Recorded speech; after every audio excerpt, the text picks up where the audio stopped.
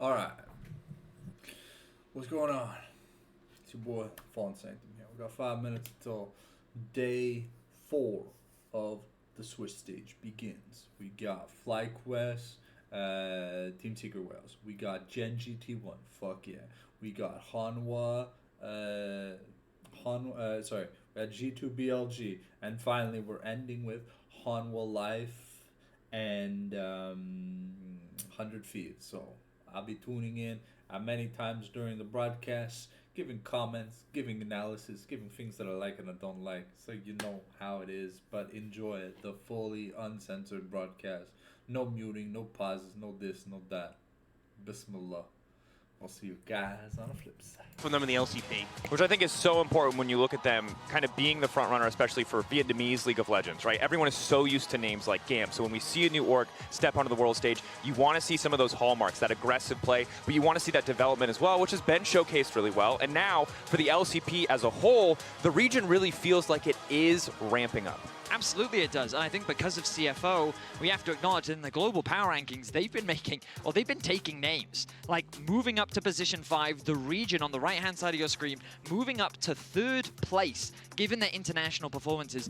And we know how this affects the rest of the region as well. And that's why in the context of Team Secret Wales, they're a team that you can't afford to underestimate because CFO have already showed what they can do on the international stage. And this is a team that's going back and forth with a team like CFO. That's the thing as well, with the LCP being so close to the LPL and the LCK in terms of where the region is in the world, it means when you have a good performance at internationals, when you match up well against these LPL and LCK teams, you get access to higher level scrims as well. We've seen that with CFO, be able to play these top level LCK and LPL teams, and it means they've been able to improve quite a bit. Yeah, and I think, again, for the region, when we talk about the history, the depth of their top of the table hasn't always been there, right? Flashpool is a team that you're familiar with. Not often that we get to see 2 or 3 teams really make their mark internationally, but Team Secret Wales seem ready to buck the trend, and they had a really impressive performance. You highlighted it earlier, both of you.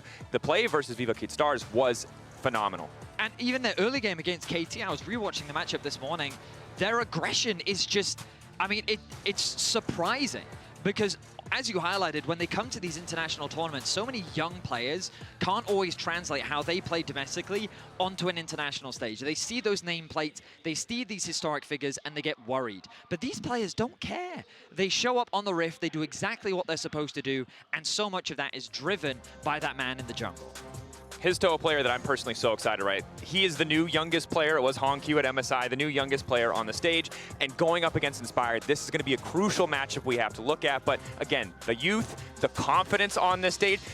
Bro just turned 18. Wow. He's a puppa. He's out here just taking names. He's going and he's taking risks. And I'm not going to lie, they haven't all been good risks, but I love to see an explosive player like this. But I think with how we've set this matchup up, yeah, Inspired is that cerebral jungler and obviously trying to play to get the team ahead as a whole and playing maybe a bit more about the camps, but I feel like with Histo, it has been about setting the pace of the game. It needs to be that against FlyQuest. You need to be pushing the pace of the game forward because, as we said, when FlyQuest, when Inspired gets ahead, it's really hard to break out of that. I don't think you can go into that and just expect to be able to team fight your way from a deficit. We've seen that hasn't worked domestically when teams have gone up against FlyQuest, so I think Team Secret Wales really need a banger performance from Histo here. It really is a contrast of styles between these two junglers. The veteran that we're seeing on our screen right now is the guy that controls the game. He kind of moves the pieces on the Rift to where he needs them to be to set himself up for success. And we know his synergy with Busio has become fantastic throughout the year. Meanwhile, on the other side, Histo is all about that aggression, that self-identity and agency that he takes in the game to make sure that the game is going his way. And it's going to be a question of, can Histo show up on the day? Because we know that FlyQuest are coming in as the favorites in this matchup. They want to get out of this group stage, similar to what we saw from last year. And I think that given what we've seen from them so far, I mean, I guess that's the big question. What have we seen from them so far? Because they fell short to T1. They had a strong performance against Vivocade. How will they handle this aggression this time around? And I think especially when you look at some of the other teams that are in the 1-1 situation, the fact we have Genji against T1, if T1 win against Genji, if Genji go to that 1-2, it is going to be really scary. You do not want to lose this match, potentially go down to that 1-2 spot, have to play against Genji in an elimination best of 3, a team that have been so consistent best of 3s. A win here is so meaningful. A loss here could put you in such a dire position. And remember that FlyQuest feel like the strongest team that we've seen performing across LTA and LEC. I think they bear a lot of the hopes of the West as a whole, especially of the LTA. So to lose here would shatter a lot of that hope, shatter a lot of those initial expectations. And I think it's a super high stakes scenario to be in. Team Secret Whales, again, playing to surprise, playing to further prove that the LCP as a region, as a whole, can be dominant, can be that big force. But to be honest, we're just going to have to see who comes out. It's a best of one. Anything can happen. Let's get into Swiss Day 4. As Juro is just another target for all that was fed. The hope of Gen.G, but even he is not enough. They got the better of Gen.G. 실패는 성공을 위한 발돋움이라서 한 번 실패했다고 해서 더 이상 포기하지 않고 앞으로 계속 나아갈 수 있다는 마음가짐을 가져야 한다고 생각을 하고 있습니다. Faker runs back to the base, but this game's done. That one T1 loss, it ain't the same, is it? 네, 저희가 오늘 지긴 했어도 그래도 저희가 또 보여줬던 좋은 모습들도 많기 때문에 네, 상대하는 팀들이 많이 의식을 할 거라고 생각합니다. 지금까지 티어는 높은 산들을 넘어왔기 때문에 이번에도 그럴 수 있을 거라고 믿습니다. 저희가 상처를 입었지만 저희가 입은 상처보다 더 많은 상처를 내드리도록 하겠습니다. Very few people thought that they could do it, but they have just struck fear into every team at Worlds. I don't feel any pressure. I just want to win every game. Top Esports able to do what BLG could not. We lost against TS because our mistakes, but I think if we play well, we can win next match too. Delight had us in the first half. The rest of it looked groundbreaking. 지금 로스터에 있는 선수들로 다 우승을 할 수 있다고 생각을 하고 저와 제 팀원들은 모든 걸 이룰 수 있습니다. 퀴드 선수 빨리 집으로 보내드리겠습니다. If you think we are weak, remember, BLG thought so too.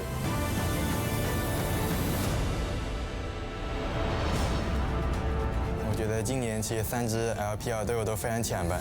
The LPL goes 3-0 here on day 2. This is what you can expect from one of the best regions in the world. 这是我们的主场，所有粉丝都在与我们并肩作战。我觉得1-1池队的野魂是基本没有什么怕的对手吧。 A convincing stomp from BLG. Oh my god. 我们会把你送下去的。 We're looking to make everyone proud. Top Esports coming out swinging. They'll take down G2. But first, we have to focus on ourselves. G2 woke up and chose violence. We're going to show confidence, resilience, and we're gonna give it our all.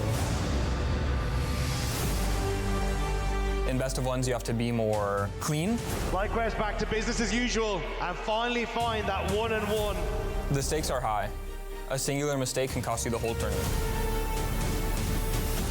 Em cảm thấy khá là háo hức khi mình có thể được 1-1. LCP on the board first in a big way. Second seed, do it right.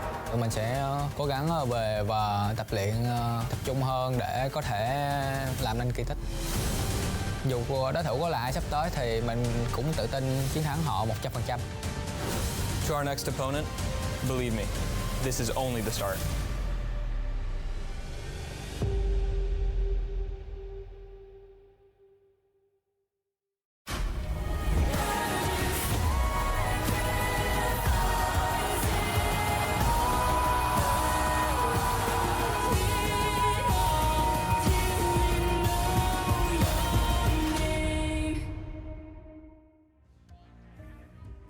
Failure is not the enemy of success as our 1-1 teams look to benchmark themselves and launch off that pad of experience of 2 best of ones to get themselves to that match point. My name's Asterix. I'll be joined for Kobe, or with Kobe rather. For Kobe sounds better, as you'll be alongside with me for 4 awesome games today, which I half believe teams are standing in right now. We've got some good teams in this lineup. Yeah, and I saw Nuke up there already scratching his head.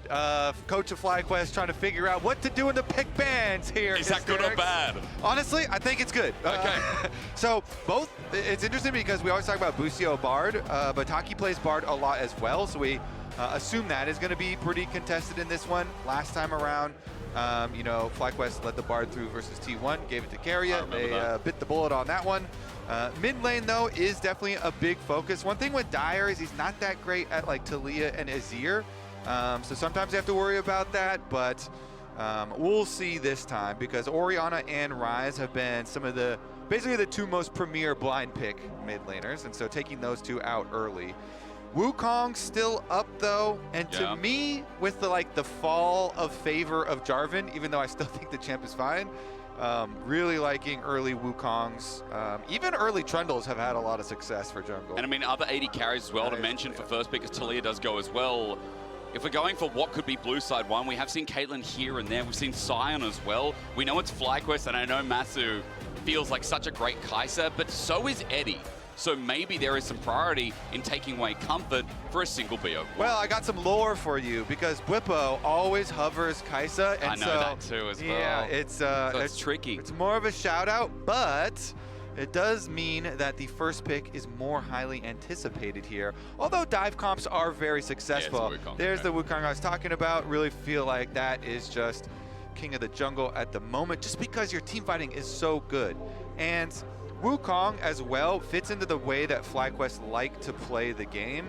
They do like to be controlled and keep inspired on very efficient farming. Up until they actually bring together some of these team fights, they really like to build for these full 5-on-5s, not necessarily rushing into anything too early. Meanwhile, TSW love rushing in, and so they're the ones that go Aurora Kai'Sa for the engage. They like smash face, and so far I see that as a comp that can really send it. Let's see how Fly respond. As you said, you know, we've already got inspired on something solid for the team, but pairings are super important when you already see Aurora on the board. Potential flex, but we're assuming we'll most likely go mid.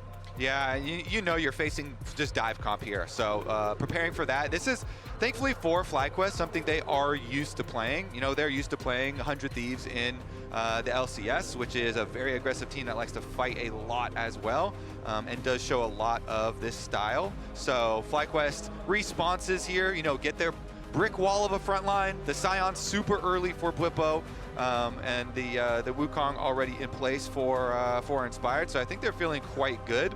We'll see about if they want other anti-dive or, you know, like counter-engage type stuff to round it out. Both there. Alistar gets locked in. Quick side note, first time Bwipo is not on the Mordekaiser, which has just been his, I guess, small answer into tank matchups for this tournament.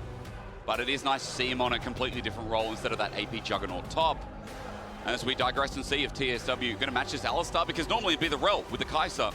Yeah, but they might go past it, as Kiana has also been ban-worthy in this tournament. Exactly. Very good jungler. And it was specifically versus Histo as well, previously banned. VKS respected him there for that one, and he had some good games on it already. Proved he is a good Kiana, so you're going to get more of the same that we were just talking about. They are diving, they're looking for flanks, they're trying to assassinate your backline. Again, this is not going to be a surprise to FlyQuest, and FlyQuest seem like their plan is to fight front to back, build a kind of solid team comp, and try and protect their normal carries that you usually get here for Quad and Masu, where you expect Quad to go just whatever sort of stable control mage will be left up. Looks like TSW are trying to target Masu and take away safer AD carries, because he knows he's going to have to survive quite a scary dive. Yeah.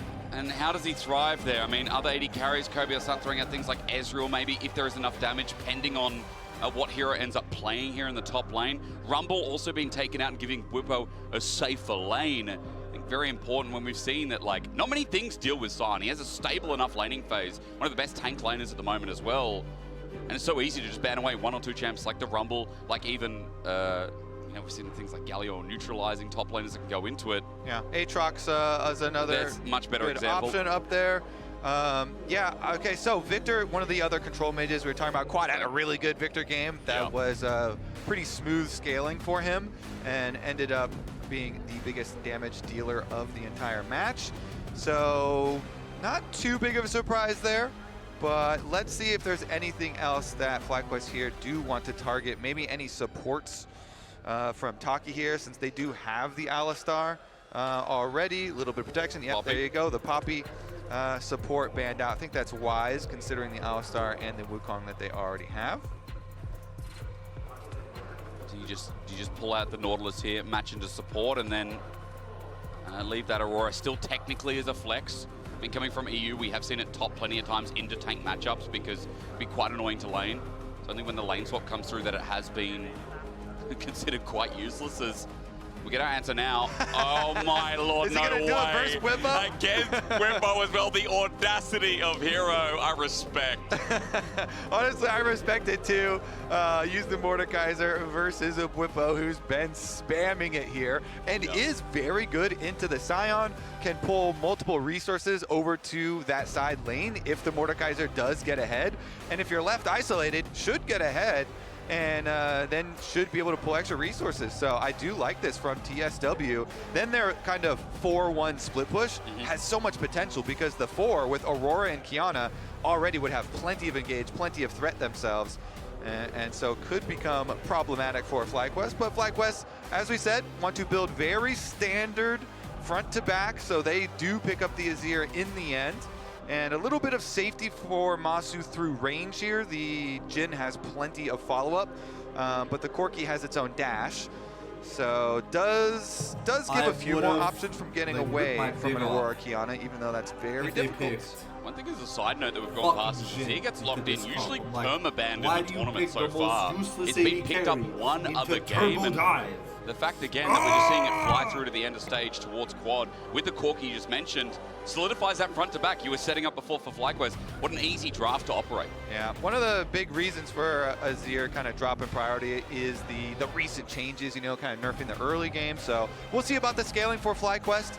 This is pretty often what they try and do. You know, if they're facing an aggressive team like that, they'll try and scale into some mid-game team fights. Yep. It makes me a little nervous, though. Vietnam, it's are very, very good at pushing the aggression, and they definitely are built to do it here. They're like Gam, but scarier, you know. I mean, but younger, more youthful. That's it.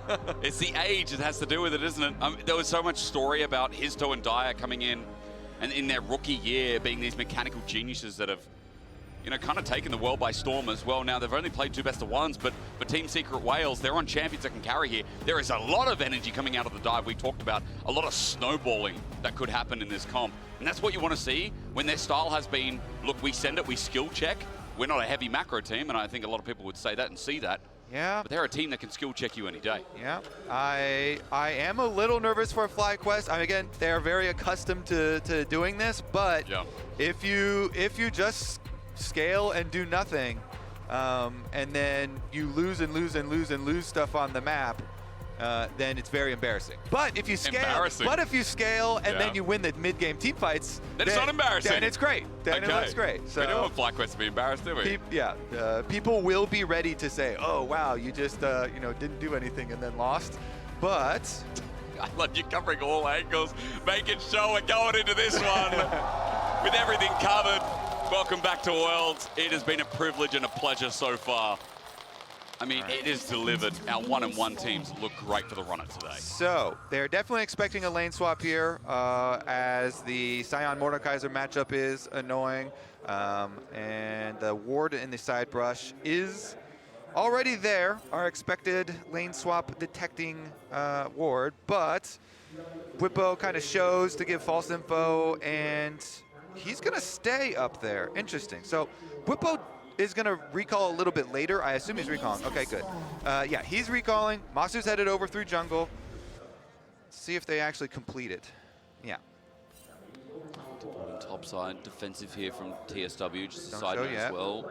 Yeah, they're doing exactly that. So the new lane swaps, by the way, with the top lane timer moved to 4 minutes, mid lane timer moved to 2 minutes and 15 seconds, or at least it already was 2 minutes and 15 seconds.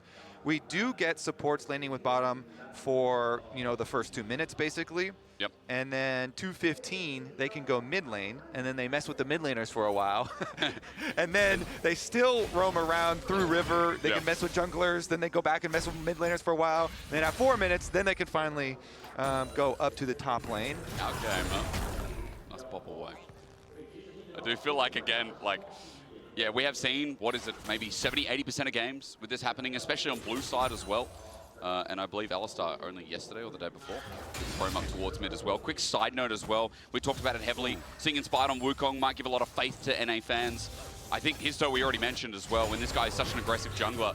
Seeing him on the Qiyana, that's a bit of faith too, especially when Qiyana this tournament has been great. But let's pause. Decimating Smash fully channeled in the bot side with Grasp of the Undying, and Bwipo takes Taki to court.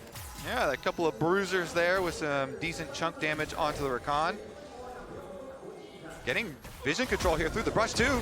He knows he's going there. Interrupted. The Decimating Smash at range again. Bwipo's done some really good damage. The return here, not too much, as Eddie just tries to get that second skin and takes Busio down low, half HP. Taki's just out of range again. These trades are more exciting than you would have thought. Yeah, I mean, it's actually kind of a fun lane here to see the beef balls here versus a regular duo lane. Meanwhile, on the top side, a lot of the top laners kind of used to having to lane into 80 carries nowadays. We did see a little bit of a camera pan before, and Masu missed some CS, but still applying some pressure to the Mordekaiser and trying to push him in. Also does mean that both junglers have easy full clears for themselves, and will complete those momentarily. Meanwhile, Eddie on the chase. Bwipo tagged a little bit further as well. TSW getting a little bit back in this, especially since Taki's getting those interrupts. And they do have to be very careful. The lane is pushing towards them, so just don't expose yourself to a Qiyana gank. If you give Qiyana early money, you'll pay for it later. So they do back off, and they let TSW push in towards them. Qiyana is still coming this side of the map, though. Are they going to go for the dive? Busio's already kind of exiting here, so are they going to try and just sacrifice the Scion, get the zombie? They're going to try at the very least. Bwipo instant flash, double matches, Soba back into the turret. Histo gets out because Eddie was tanking for the time being first blood to the whales. Super good juggle of tower aggro there. And even though the zombie gets a couple of extra punches in, nice dive from TSW. You know, just tanking the tower aggro on the outside, allowing the Qiyana to go in there and get the kill. We were just saying this is such a big bonus for TSW. If they can get early money onto his toe, it is perfect. And right they shall. Their first blood pickaxe picked on the return as well. I believe there are topside camps respawning with Krugs first, so a position to maybe make an appearance in mid with those low health bars as well, especially before Quad gets his ulti. It's just so much burst on that edge of Ixtal when you get the Earth Element too. As Bwipo gets a push in bot wave, because Eddie had to reset here, so a couple of minions denied, and all in all, Bwipo is even with CS. It is just that kill that is now the fright, as Bwipo also gets a deep ward. Yeah, well played kill. Again, props to Taki, just tanking tower aggro with the Rakan on the outside safely, allowing for them to get the money where they want it. We'll see what it turns into as well, because now Taki looking towards mid right after Quad just teleported back. Gang timer, we talked about supports and they're roaming through the map. It's mid time apparently as Quad gets out, but never mind, that was so easy. It is hard to gank an Azir, but Quad made it easier than expected. Yep, truly is. One of the reasons why Azir has been popular for a very long time in a pro. Very slippery. All right, Busio, meanwhile, is camping up around the top side. Still, it's level 6 on Mordekaiser, so... So what are you going to do? Get ultied under turret? He's just going to back off. He's got TP. Might just be faking it as well, as Master's got a slow push going on. Kobe, I see a monkey up in the top lane with Inspired nearby, half the way to level 6 as well when he becomes useful. There's Dai with the ulti on Quad. Get some good damage off here with the twofold Hex, and in the end, it's not bad, but that's an ulti down while TSW were covering for the fact they were starting the Dragon. Yep, get their Dragon. It's very good for TSW to stack Dragons through this game, since they want to draw you out into the open. Meanwhile, just have a couple of tanks trading blows, but yeah, stacking Dragons really good for this comp, so they can draw you out into the open and get there engaged, so they can actually go for the attack with their Aurora Qiyana combination. I'm just on the edge here, spotting out Inspired, who was on a ward. Quick side note, by the way, while we are talking about jungle matchup, you can see Hex flash coming more importantly. We'll talk about that in a second. Busio interrupt. Oh no! Dai sent back not once but twice. As now with the trample and pulverize in the air, the chain CC is beautifully clean from FlyQuest. Yeah, really nice combo, honestly, there from Busio. They're able to lock him up, and they just kind of ping-pong. They pass him all the way back towards their side of the map. Dire down immediately. No flash. I was ready to talk about jungle impact and now getting towards level 6, like how good Inspired is on this pick and the high bar we have in this best of 1, with it being 15-4 on the pick historically on this Wukong. Massive 8-0, by the way, if you wanted to know another stat about your 80 carry. Yeah. 8-0 on Corki, not bad. Yeah, Masu Corki undefeated. FlyQuest have won a lot of games. So that's what it is.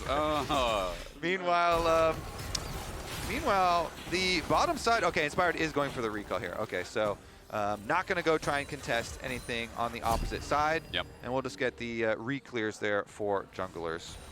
Barrier there as we come back towards bot in the wave clear. Early game a little bit slow, but again, remember, it was just waiting for those ult timers. We've seen one interaction through mid, but now Inspired with it should be more active. His toe the same with Supreme Display of Talent up and available. Grubs, 1 second, now up. As Dire's trying to get push and pressure through mid, doing burst damage on quad, but he just took absolutely nothing as Grub started by his turn. So Inspired is level 6, and he did go back and get his Sheen. So they should be able to secure at least one for themselves. Quad, though. Can just get out. Hero is passing through mid. He'll get poked out, but not much to say about that until Grubs continue to be started. Histo just comes back for round 2. And Inspired didn't get a smite on one, nor did he get one low. There's going to be at least 2, maybe even 3. As Masu has to get out, no mana, and TSW just whittle their way back in at a new angle to secure the rest. Yeah, good timing for TSW. Inspired doesn't have enough time to try and burst one down and steal one away with this smite, and so they get all 3. Now, FlyQuest, they kept Bwipo pushing on bottom side, and this FlyQuest team, well, in the river, they might actually find some combat, but FlyQuest are looking to scale again. Wait. Okay, we get an ulti. Histo in response well. Supreme Display is fantastic with the shuffle. He's under 3 in the end. Dire has to run out, but he's been exhausted as he flashes away. It's his only means of escape as Busio still wants to headbutt into Pulverize, a combination that is going to be destroyed with Quad rolling in after the fact, but no one's burning anything. Flash already down for Busio. The chase ends there, and it is simply one for FlyQuest after the fact. This is why we've been hyping up Busio for a long time. He's clean, in the man. LCS, man. He makes so many plays for FlyQuest. The coordination there was really good. Now he gets another one as well, Trample, but it is simply auto attack from Quad, who only has a recurve bow and a Fiendish Codex. So that's enough of that. Whippo, meanwhile, onto Eddie. Same can be said as, yeah, Busio's been great for ages, you know. It's not just the biceps, man. It's also the game players. You're a fan of his thirst traps, eh? They are big biceps, though. Regardless, the focus call from the entire team. Inspired starts it out on Histo. Quad is going to come over from the mid lane, and so Busio just sets up Quad to get this knockdown, and they funnel the money in the correct position here. So Quad, not only is he going to get the money, he also gets the red buff for a while, and their plan of scaling, as we said from draft, with the Sion, with the Azir, with the really strong front-to-back team fight composition that they have drafted, is still in effect. This is a team that is very well accustomed, again, to playing, you know, versus teams like 100 Thieves and stuff. They're going to try and pressure them early, and FlyQuest, they'll sacrifice early objectives, but they will choose some, you know, fight positions like that where Eddie had recalled, so the Kai'Sa was back in base, and so they choose their moment to get a little bit of gold, because gold along the way certainly does help. Nashor's Tooth already completed for Quad, in addition to some extra magic resistance to help him versus the Aurora Burst. And on his note as well, when you have a dive comp running into Azir, I feel like he's one of the most versatile mid laners historically. His reaction to dive, can dive out, can dive in, yeah, match. he's got peel or offensive looks. We just saw the offensive one, but he can also do it defensively. It's such a good punishing champion, and as you said, with that first item up and available, with Dragon number 2 now up too, maybe that influences FlyQuest to look for the contest here. It is well watered by Team Secret Wales with a river-lined red currently, and Whippo, of course, what you call the weak side with Hero being fine in the 1v1 matchup. FlyQuest pings are coming down, maybe looking to move and influence to get that Dragon for themselves and stop Team Secret Wales from having control over this neutral. Yeah, FlyQuest already positioning here through vision on the river. Busio's Hex Flash not going to be in range of anybody this time around, so no combat there, but they are looking for it. Sana's just fine. Observers like that, because when the mace hits, there's a bit of dopamine. I get it, guys, I get it. Feel the same way when you get that solo Obsidian mace. Oh, the sound right, did that True. on purpose. The isolated feels really good. Oh, Mordekaiser yeah. has some clean skins as well, but the dragon that you talked about, Yeah, please. it's kind of up there and awaiting, so we'll see the transition from TSW. FlyQuest have pre-existing vision, but Inspired goes for the recall. Wonder if he's going to cancel or actually complete that. Does he have full Trinity Force in base? Because Wukong Trinity Force, there we go. Wukong Trinity Force is huge. Yeah. But again, the timing's big, isn't it? I'm glad you mentioned that because he's going to be late here with Profane Hydra on Kiana. It's fast. Meanwhile, FlyQuest are looking towards the top side. TP defensively as Quad runs away from the Between Worlds. A good slide out, but even with the TP up, Dragon's already done. Heroes just covering bases, and it's good objective game from Team Secret Wales so far. Yeah, keep on stacking them. FlyQuest here are looking towards their mid-game team fights, and they'll look to try and stop the Dragon stacking. Maybe on next Dragon, I would assume, unless something goes wrong and they don't have, some good item breakpoints for their carries, which they're already coming through. Then maybe they would be able to adapt. But Trinity Forces on both Wukong and Corki is huge, and Quad was already accelerated, so the Azir was already in a fairly good spot. And they're kind of cruising up to build around this 5-on-5. Whippo as well. It's just a very efficient buy to go to into the Kaenic Rookern. Okay, the shield has been broken on the Kaenic Rookern, and he took 60% of Dire's health during the time. He did. He didn't even ult. I think he was waiting for another Decimating Smash to see if he could connect it. Has flash as well, so Dire has to pay respect. Whippo's like, do I do it or not? Yeah, I mean, Kaenic Rookern just already synergizes so well with Sion, all that extra health, but being able to do it into the double AP solo lanes as well, it's just really big value there. So Dire, I mean, what kind of plays are they cooking up here? Because nobody else can teleport in, so he's just running for the minion. He really wants the minion, so Whippo ultis him at melee range. Dire decided to come back in. Whippo has taken a couple of turret shots, but look at his health. He can do this again as he gets the plate and looks for the re-engage and takes down Dire. Easy as pie for Whippo on the tank. Hysterics, I was trying to cook up what is the idea behind this play. No one was nearby. And the idea was, it's really frustrating to watch all my minions just dying at the tower. Yes. And so I just wanted to get in there. Understandable. I feel for that, but, sometimes you just are not allowed. Not allowed. That's a big loss as well. Quad was already getting top turret. Whippo is getting teleported on in means of Hex Gates here by Taki, but he's found on his flanking angle, goes back into pit. And it's not like there's a dragon or anything here. The next objective spawns topside, so for FlyQuest, having all that control on the right side of the map, now covering Whippo, this is a great early game. 2,500 gold, and I think it came off the back of this. Well, some of it certainly did. Even with the E missing, he didn't even need the slow. Bubba just ults into a Q, and then you back off and you wait for your cooldowns. And Dire, does he get the cannon before he dies? I don't remember. Nope. No, not even get the cannon before he dies. Not worth, I think. Call me speculative. That was not worth. Call me crazy. Fair evaluation. 1,700 gold lead between mid laners. Not only helping because of that, but because, as we said, Quad got solo turret on the top side. As the Coinbase gold grind is showing us between top laners, even Whippo versus Hero is doing fine. And remember, Hero picked this into the side. Try to do the Whippo special. Yeah. And we'll see, as the game progresses. It is currently going pretty well according to FlyQuest's plan, as you mentioned, trying to scale up towards this mid game. They have a lot of gold in the places that they want, probably even more than they accounted for. Yeah. It's going even better. Is this you being speculative, or are you quietly positive right now, or are you being analytical right now? I think I'm vocally positive about it. Vocally. Not spiritually. Let's see about the Rift Herald, of course. Yep. TSW, this is certainly a team that will not just sit back and lose quietly. Yep. That is definitely something that you can count on. Even if they are down in gold, they definitely will look to fight their way out of a loss rather than sit back in it. Yeah, well said. So we'll see if they are able to pull something out. Whippo currently just split pushing on bottom side, and he has no teleport, so I assume he's just going to continue pushing, and the rest of FlyQuest are posturing. They just leave it. They're not contesting any of these objectives, and maybe it's just smart play as Busio, never mind, finds a pick, sends it in his Spide's waiting arms. The Graves play talent is great as well, though, with the grasp in. Hero has brought the plate to its knees. Team Secret Wales will match the fight even after Busio thought he found a pick. Again, they're going to send it forward into Histo, but it's only the two of them drawn back in. Histo flashes over. Masu flashes into the team. Taki gets out as well. The gumption on that Haiti carry is insane as Quad comes in to save the day, but Busio's close to dying. Now Quad's in threat as well. The burst so much from Team Secret Wales, and FlyQuest got bored and said, we need to fight. I mean, so they did have two people split pushing, and they do it again. Yeah, I actually want the comms listening, because they clearly intentionally try and make this play with three people mid. And they do get burst damage really close to lethal here, but it's not quite lethal. And since nobody had time even for TSW to recall, they cancel their recalls. Eddie's able to escape, as is Taki for the beginning of it, and Inspired's down.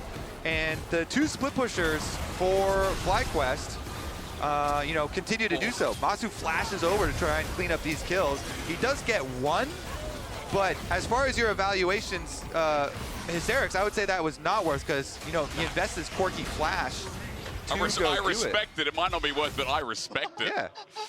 Okay. They're having fun, you know? Yeah, that's a good sign, isn't it? I mean, still ahead in gold, despite the play. Masu flashing forward still gets a kill, but we're just talking about Team Secret Wales, like, they want to send it. They really want to send it with this comp and with their style. Yeah. Got a chance to do so as Dragon. FlyQuest also want to send it. They figured they could make a like 3v5 clip. Yeah. And I mean the burst, they had a lot of burst damage, but not enough. Hey, we're talking about earning legacies. That's how you start. You know, Masu and Busio over the years of watching them internationally and domestically. So the question then becomes, can TSW punish this Corki now? Masu has no summoner spells. So honestly, I would like to see, you know, follow-up repercussions for that play. This Corki here is a vulnerable target, and TSW have quite a few engage tools. Their ults are back up and available, all 10 on the map right now as well. Fly look for mid-prio, and Hero comes from a side, while Eddie gets poked out a bit, and this third Dragon again, all the focus so that Fly can stop the sacking onto Dire. He'll get out thanks to the blast cone, but there's small poke landing here. They're just lowering the health bars. See if they can get any sort of poke damage first. FlyQuest with the vision, leading over towards the Dragon, but nobody's starting it while they're kind of moving here. And since TSW do have vision inside the pit, nobody's going to get baited and walk too close. Quad to stand here. Histo comes from a new angle, drops the Herald. Quad retreats, and Fly are still in this brush. They haven't started yet. Trying to bait them in, and the lure eventually works. Taki's one to tank it up as Whipper goes forward as well. Again, good poke damage as ult melee range. Hero has to ult in response, and it's Judgment Day for someone if he can get them in a 1v1, but it's only Whippo. Meanwhile, Dire flashes forward, sets himself up. It's a good ulti, but he now jumps into the hole of FlyQuest. Quad with his dying breath gets an ulti off. Flash away from any from Whippo, but the back to front is in full effect, and FlyQuest are getting the fight they want. Baiting them in was the right call, because the whales always come. And that's going to be Otacon as well. That was Dragon. The idea from TSW is good. They're trying to fight while, you know, Inspired is taking the Dragon, so... Do it again! Decimating smash. Masu going to step up to this one as well. Valkyrie on top of Histo. Flash from Quiver, not to get caught. Masu will get the kill. The slow onto Taki. Team Secret Wales check the brush. Not once, not twice, 3 times, and they get punished for it. Yeah, FlyQuest definitely used to handling this type of game, and they are going to stack objective on top of objective here. They're going to be able to get that Otacon. So, Inspired, they saw him, you know, doing the Dragon currently, and so during this Mordekaiser ultimate, TSW are talking about how they're going to go for the engage, and they get the Aurora ultimate on both Masu as well as Quad, and then they follow up. Eddie ults in, tries to burst down Quad, but as he goes down, still able to get the ult off, and Masu has enough burst damage, so then when Inspired does join, he gets to blend up the rest of the whales. And the TSW, the youngest team at the tournament here, is faced with a fairly large problem in FlyQuest here. Since Quad got focused really heavily in that last fight, it is Masu carrying the brunt of the DPS output. Exhaust was also used on Quad, and Masu had good follow-up there, the second carry. Plus, with Otacon plus the Dragon here, now FlyQuest can kind of transition into the mid game that they envisioned, get their 4-1 split push going, or honestly they're 1-3-1 at this point. With Azir having flash and teleport, Quad is very, very safe in side lanes, and Bwipo is just so tanky. It takes so long to do anything about it that they can do 1-3-1 pretty easily. So TSW, see if they can sneak in and try and attack one of the 3 lanes, one of the 3 prongs of this FlyQuest attack. Just make it difficult though, doesn't it? Because you already talked about Quad's survivability or his safety. Masu's the same. I mean, this Corki pick disappeared for a little bit, but there is just so much survivability yourself with Valkyrie up and available. Hard to gank when that flash you also mentioned in the previous fight is now back up again. So Masu has been farming here, quite isolated. And FlyQuest now grouping up because topside seems to be the go, getting a deep invade and getting some deep vision. But Masu, almost 3 items too. I feel like if a play set up on him, he is taking someone down. This aggression has netted him benefits. Outside of the Raptor wall, everything else has been clean. Yeah. All right. Well, with Rylai's too, the extra CC, there's just so much CC on FlyQuest. Makes it fairly hard for TSW to get on to either of those carries. You already mentioned with Flash and their own peel, it's going to be hard. But the rest of it here is going to, I mean, Bwipo is just straight walking through the brush, forcing people off the map at the moment. Teleport comes in. Here we go. This is going to be another attempt. It's on a ward though, so Bwipo knows to reposition. Quad's just going to send it back. Hero can isolate a target, but his team's not there. Quad will jump in first, waiting for the shuffle, and there it is, the knockup. No ult used. Hero was waiting to buy his time, and FlyQuest just didn't give him the clock. Honestly, I feel bad for him. Just gets pummeled there on arrival, and TSW now, they're honestly not going to have very many options open to them. FlyQuest, the steamroller in this game. TSW looking to see how they can defend even further. Taki finds an angle. There's the quickness on the Massive, but there's help. There's help here. Again, how hard is it to kill the Corki between worlds from Dire? There's great burst damage, but no follow-up. Again, Team Secret Whales grasping at straws as Quad just moves up to yet another turret and does a bit of damage. Yeah. Taki wanted to dance with Masu, but he didn't want to dance. You know, he's able to get out there, avoid the engage for a long time, even with ult and flash used. And so maybe after the game, they'll get the dancing TikTok. I don't know. Did Boostio say he was going to dance if he won? He said dance or flex, didn't he? Yeah, he didn't want to answer. It seemed it's a 50-50, yeah. He pleaded the fifth on that one. Okay. You know, as an Australian, I had to Google what that was, Kirby. Yeah, it's just another way of saying didn't answer. Yeah. Maybe All right, I should know that. Bwipo up here, though, has several attackers. Yeah, but did you see the damage? And where is the damage on him? Okay, it's coming 3 now. members. Hero decides, let's go into the Death Realm. Bwipo is surviving for now, and I might be wrong about that because I think he came out a while. It's hard to see with Mordekaiser, but a shutdown nevertheless as Bwipo takes 20 seconds to die. Okay. That's a kill. What can they work with? Baron's on the table here. Let's get some action. 40 seconds until Bwipo can TP back in. Maybe it leads to something, but again, FlyQuest, a 4,000 gold ahead. Even in a 4v5, how confident are the Whales as Hizto gets deep wards, thinks of an angle. Yeah, they want the objective bounty on the tower. I think that's a good call, trying to objective bounty. They know. Onto Dire, headbutt pulverized. Boostio again. What an angle found from this support. No wonder the biceps are so big. This guy's working hard. Yep. Meanwhile, they do get the objective bounty for TSW, trying to get something back for themselves, but FlyQuest. Quad and Masu too strong here in the mid lane, especially the Azir. I mean, you could kind of consider Arm Guard the third item, so it's basically a 3-item Azir. Can be game defining. Oh man, they should be able to retreat to their Dragon setup here, as long as FlyQuest keeps some sort of vision on Baron for the desperate Baron possible play.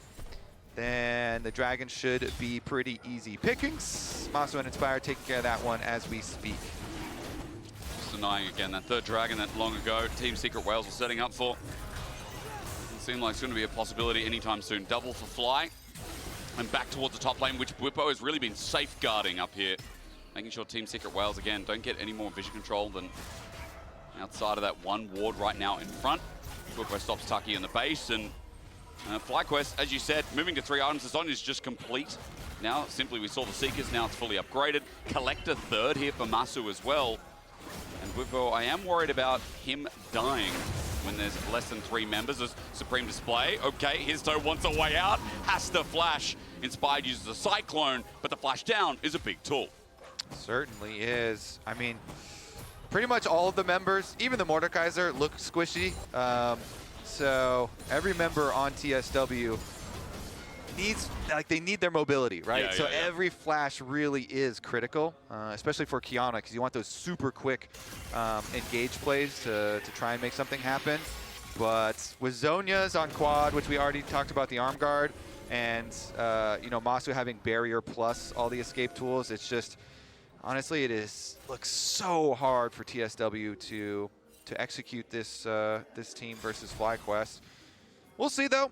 Busio moves over back to Baron to try and clear this out, and FlyQuest could send you know, Bwipo kind of deep here. They have quad on bottom side, even without teleport. They can just keep on split pushing, continuing to funnel more money Masu into him. He's all right. Face checking a little bit safer, especially when you have that flash barrier up and available, and also Busio nearby, but just keep sending Phosphorus Bomb, seeing what's there. FlyQuest just need to clear this vision and put Team Secret Whales into a chokehold, blow some of those TPs, and this is very controlled gameplay. I gotta say, this is quite impressive, Kobe, because not succumbing to Team Secret Whales, I think, was on my bingo card for like teams to beat this LCP second seed, because when they beat PSG, when they beat GAM, they just succumb. They want to fight. You know, they get bored of League and they're like, we're going to fight, like FlyQuest did a little bit earlier. But so far, it's been controlled since then. They're holding this gold lead. They've got the scaling. And these side lanes are just under constant fire. Minions being denied left, right, and center again. All right, next fight is going to be a truly explosive one and could just break the game, because FlyQuest with a large gold lead, if they win the fight next, like Baron is just taken and then they get to destroy your base. Yeah. So TSW, they can kind of feel the tension here, trying to move in, get some vision, get some avenue to approach.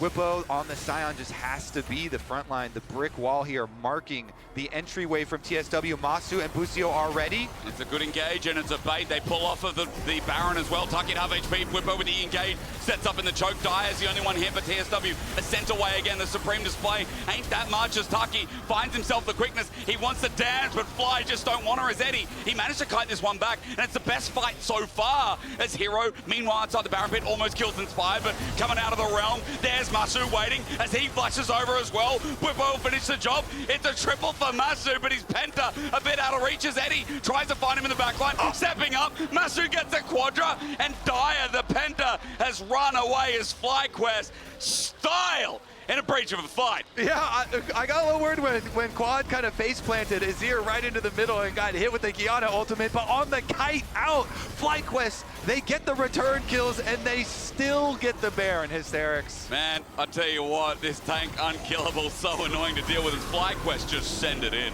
They do. Bwipo first on the entry, and then Inspired goes top to fight the Mordekaiser, and Quad goes straight into the middle, into the double carries, and gets hit by the Qiyana ulti, putting him in a very vulnerable position. Then when you get the shutdown, and Eddie's able to pick up that kill, they start to chase you out. It's Busio again, who just gets this setup for Masu, locking up the Mordekaiser. Masu gets the burst kill, flashes over to safety, and then there's nothing you can do about Bwipo. The Scion is too tanky. He locks them up, and Masu's able to collect the Quadra. Eddie, frustration there, trying to get to the backline, at least trade off some better kills, but in the end, that fight launches FlyQuest to 8,000. And in the beginning of the game, we're talking about the young players on TSW. You know, Hitso and Dire, the two youngest at the entire tournament. But in North America, you know, this duo of Masu and Busio has been so hyped. It's been one of the keys to success for FlyQuest. They paired their veterans of Inspired and Bwipo with this young North American bottom lane. And Masu and Busio are absolutely, they've been outstanding here with a lot of these Busio plays, you know, starting out the play, but Masu as well here. With the confidence on the Corki, especially like the 3v5 in mid lane. I mean, I love definitely that, fun man. to watch. I love that flair that's like send it, you know, like the Jackie Love style, right? Sometimes it can look bad, but sometimes it looks exceptional. It's that confidence here as Taki's going to TP down to bot. I think this is a flank waiting to happen. The last hurrah. But Team Secret Wales to avoid going down Double to that TP. 1 and 2.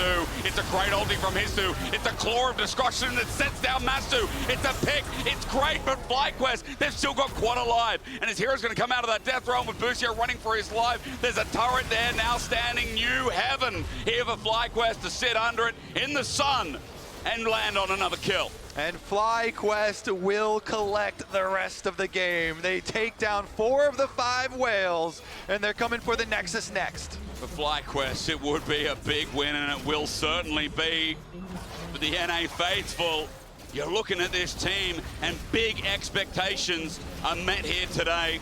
With 11,000 gold in the bank, FlyQuest will hit the Nexus, and the whales weren't enough to crush the mighty Fly. FlyQuest, they were having fun in that one. Looking fairly relaxed on stage. Congratulations on the victory there. 2 wins now. One more step for them to try and move on to quarterfinals. We will eagerly await that draw. And they get 2 chances. The best thing about getting to 2 and 1 is you get 2 chances at a best of 3. So if you get a harder opponent for the first one, then at that 2 and 2, you get 1 final chance to progress through. But FlyQuest, a really good showing, a really good level up as well. They didn't succumb to this chaos that is Team Secret Wales. And as you said, that bottom lane is exceptional. As we'll go to a short break and then return here for match 2 of Gen G versus T1 right after this. They have a full vision on the Drake in the pit here. Rakan's getting fucked completely. Comes on still a vision. I'm holding this guy, okay? Just poke him and run. He can't kill me, he can't kill me, he cannot kill me. He wasted his ult. He's gonna sit here and he's gonna spawn here, okay? From the right side, okay? I'm gonna turn on my Q. Okay, never mind. I'm fine. I'm gonna Aurora here. Cannon ult. We're fighting. Whoa, Aurora. Kaisa, okay, Kaisa. Cannon ult. Compound 4. Big Q here. Yeah, no flash Kaisa, no flash Kaisa, no flash Kaisa. Compound 2. Yeah, we go in. Kaisa, no flash. That's it for me.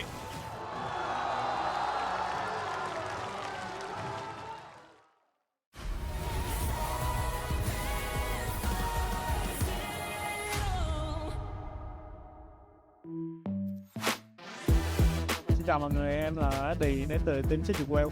Xin chào tất cả mọi người, mình là Hiro đến từ team Secret Wales. Nếu mà gặp mấy đội các phương Tây thì em muốn gặp V2, em sẽ muốn bấm V2 nhất. Nếu mà gặp cái đội phương Tây và EU thì em nghĩ là cái đội đó là sẽ là cái thủ mệnh của tụi em. Hello， 大家，我是 CFO Dogo， 放马过来吧。An update is required. Financial system updating.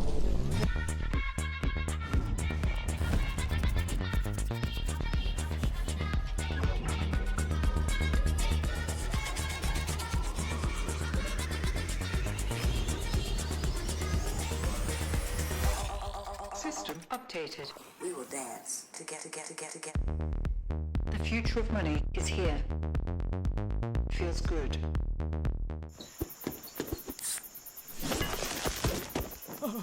Red Bull gives you wings.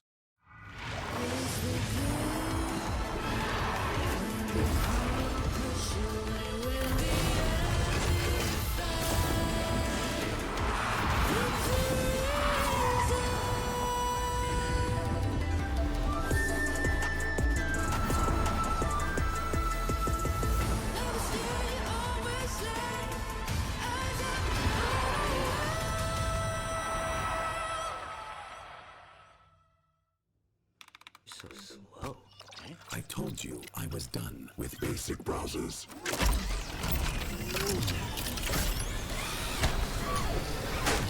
Your setup wants Opera GX, and you're holding it back.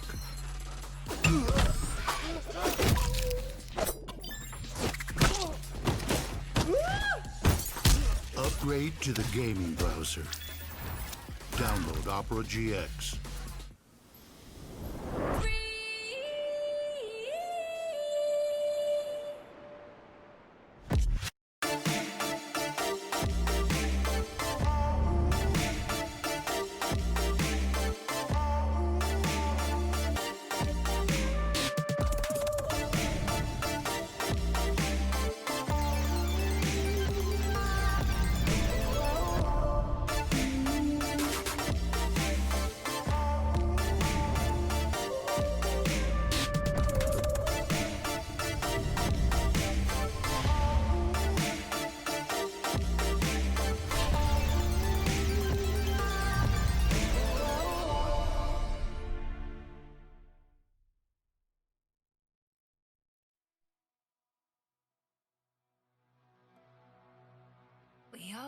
become memories. And while we're here, lions in wait.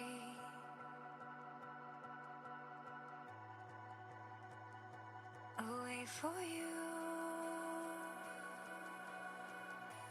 to come out from the darkness.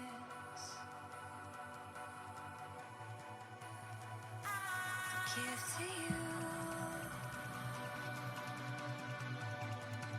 for you to take.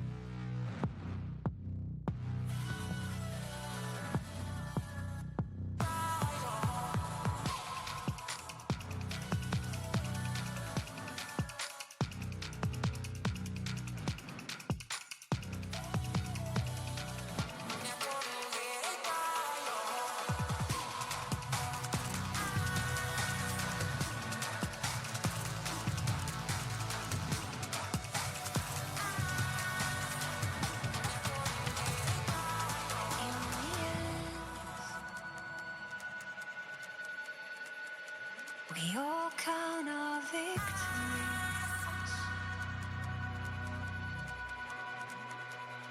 but our scars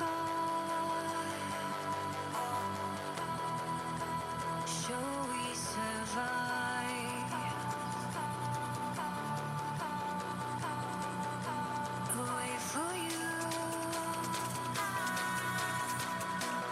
to make sense of the darkness.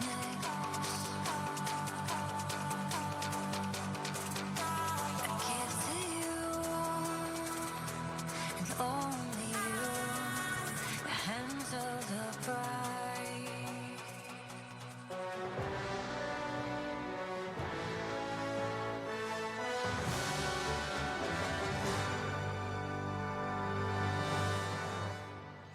Welcome back to Worlds and welcome Busio to the Verizon post-game interview. Of course, you can see Masu being interviewed on stage. But Busio, we're so happy to have you here, man. We were big upping you across so many of these. You were a demon in the early game. I think you were the favorites to win, but did it go to expectation? Did the game play out how you thought it would? I would say so. I thought we were playing pretty well, and we had pretty good tactics in the swap situation. So, yeah, I would say it went as expected. Did you guys get bored? That Raptor fight. Are we going to talk about it, Busio? I mean, we got to go. Like, their ADC's in my face, and I make Q flash W into my team angle. I got to go, even though it's like 3v5. We got to go. It was 3v5, yeah. But then did Masu need to flash into the Raptor pit? We'll see in review, but I respect it. Yeah, I respect it. Okay. I mean, when you kill a champ, it gives you gold, so like, fair enough. I mean, that's true. Yeah, that is true. Yeah. But like, it was a slower early game because we expected Team Secret to come in and be like hyper aggressive. We thought they'd be super violent. Do you feel like you stopped them from that aggression, or do you just feel like they were playing a little slow today? I don't really think their comp let them be too violent pre-6. And then I think we just chose our fights well. And then we fought well. You know, we targeted the right champs, so there wasn't much they could do. Yeah, absolutely. And I think when we look back at your early game, it felt like you were really active on the map pretty early on. Seemed like you guys were comfortable in the swap as well. Was there anything special that you really tried to do in this game as the Alistar? We were kind of surprised to see you pick it so early, but it definitely is a pick that worked out for you. Yeah, I mean, I wasn't trying to do something in particular. You know, the opportunities kind of just presented themselves. Like I had a mid-roam, and then the fight in the river, top river early was very easy, but yeah, I don't think I did anything crazy. Yeah, I feel like we've seen Team Secret Wales a lot domestically. Teams have kind of tried to avoid fighting them a lot. We saw you guys like give up the grubs, but then up for the fight, and after that was the comms, so like give them space, but you throw a window after that. Yeah, I mean, we used Azir ult to kill the Aurora mid on my roam, so we didn't have the best situation for grubs. And then in addition, I think the Mordekaiser moved all the way up. So, you know, you get the grubs, but Mord moved up, so we're going to gain something elsewhere. And then with the tempo we gained from that, we got a good fight later. So, yeah. Yeah. And of course, we had the 20-minute fight as well. We don't have to break it down in super big detail, but that was kind of the moment where we're like, is there a comeback opportunity? No, FlyQuest just won a 4v5. It really seems like there's probably nothing left. We can highlight it here. But I am curious because the secondary battle that you were interviewed about earlier today, dancing, thirst traps. What are we getting? What are the FlyQuest fans? What are the people of the world getting after a win this dominant? Whew. I'm not sure. You know, I normally do thirst traps, but like I can't just be doing the same thing all the time. But I'm absolutely horrible at dancing, so I feel like I need coaching, and then I can do some dancing videos. You could combine the two. You could do some sort of like flex dance, which would then impose both dominance while also showcasing the moves both on and off the Rift. Okay. Can you coach me on that? Dracos, can you coach us on that? We can hit it up for sure. Okay. I'm too old to know Fortnite dances, but we'll figure something out, brother. We'll find it out. Aren't we too old for Fortnite dances? Yes, 100%. But whatever. We'll figure it. By our powers combined, we can find Shocks, who will be here eventually, and then she will teach you. You just have to keep winning, brother. It's that simple. I'm also wondering, because you posted that picture of you flexing in the elevator and said you were just in the elevator with Faker. Were you flexing while he was in the elevator? No.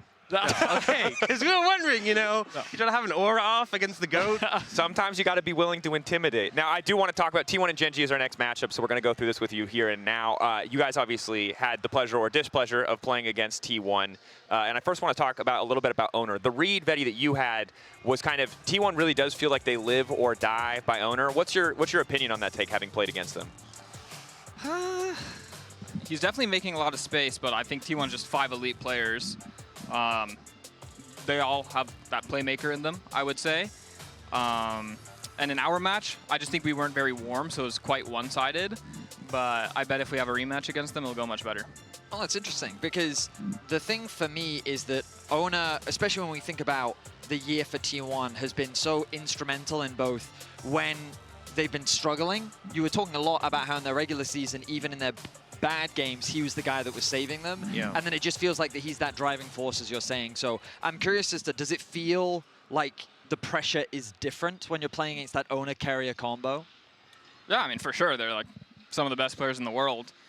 Even just like the way they fought in our game. Like I was playing Nico, I walked up to the Wukong and I got completely owned. And then we just lost the game. I'm like, yeah, I got outplayed. That's my bad, you know?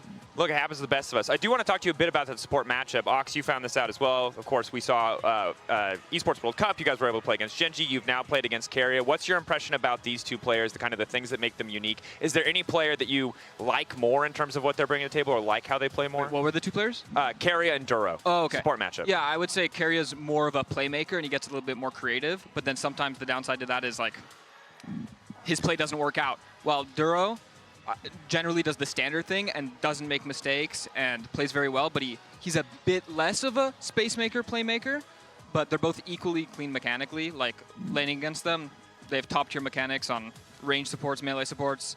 So I would say they're similar, but just Keria is more of a playmaker, while Duro's does the standard thing perfectly. Having played against Keria's Bard and being obviously a great Bard player yourself, was there anything he was doing, any things he did that you kind of caught you off guard or really impressed you? I mean, I would just say he's just playing the champ Playing it really well, limit. yeah. Is there something specific? I mean, he does a lot of like cross-map ults to save his teammates and buy time, you know? So, you know, when he's walking around, he's always looking everywhere, going for like long-range ults, and the ult travel time is quite long when it's at a great distance, so that's a good one he does. But I am curious, given that this is a best of one, which we don't get to see very often between these two teams, but if you were preparing for both of them, thinking about either as a fan or as a player, when you think about these two matchups, where would you be thinking is the most important role and the things that you'd be the most cautious of for both sides? For Gen G, like facing Gen G, if Chovy's having a good game, they have a very simple game plan, you know? He's pushing, owning, just developing an advantage just naturally without anything really happening. So if you put a stop to that, you have a pretty good chance of having a competitive game. And then for T1, I would say they're very like snappy with how they fight and engage. So Gen G should be focused on making sure they're not overly taking space when they can't, and making sure they're always aware of where their teammates are on the map and not giving T1 pick opportunities. For you personally, if you were to go to knockouts and you were to draw into either of these teams, which do you think your team would match into better? I I would say T1, because Gen.G this year has, like, on average, been a stronger team. But we have faced Gen.G many times, and like each time is getting closer and closer. So I'd like to face them and hopefully beat them eventually. You know, we're due. So like, surely this time we got them. You're so due. Either way, you are due. For the sake of the West, I will say I'm open to see it as well. What is your prediction for today, though? It's a best of one. Obviously, it could go either way. But do you have any strong predictions? Is the world's magic there for T1 yet? In a best of one, in like a best of 5, I would say Gen.G, but in a best of 1, I can see T1 winning, you know, just having 1 or 2 good plays and snowballing that hard can win, so I'm going to give it to T1. I completely agree. T1 only ever lose a single game in the Swiss group stage, and they've already lost it. I love that. I don't think it's possible for them to lose History, again. narrative, statistics. Ox? I think Gen.G are going to lock in. Okay, maybe the voice of reason, perhaps. That's enough from us here at the desk. Thank you again, Busio, for joining us, and congrats on the win. Over to you guys for this historic matchup. We've seen it a ton. Let's look at it one more time. Yeah, let's look at a rare format, a best of 1 between Gen.G and T1. Not seldom seen, as myself and Kobe are going to take you through it. It is a shame we only get 1, but I mean, we have had many, so many times before. See, this is a different flavor It from is the really usual. different. Bye, Busio. Bye, Busio. You are due for a Gen.G win. Don't let T1 have Bard next time. Good advice. Very good I don't advice. think Gen.G will. No. That's one thing you can predict for this pick and ban, because these two teams know each other so incredibly well. Definitely looking forward to it. Of course, there are legends on both sides, and we have the current reigning world champions versus the current reigning MSI champions. True. International superstars. Gen.G, of course, dominant throughout the year, apart from the ability to go to first Sam, which Humble Life won. But best of 1s you can see, not often do we see them first. 1. It counts as a series. I love it. Series 1. Or games 1. Are T1 going to be able to answer back in They the best of 1 category that we have here between these two juggernauts? Credibility on the line, you know? In a best of 1, it's crazy. And let's not forget as well, it is just crazy that we are talking about T1 and Gen.G both in the 1-1 category. Like, to get here, T1 lost to CFO, which right now in the tournament are the biggest dark horses you cannot deny.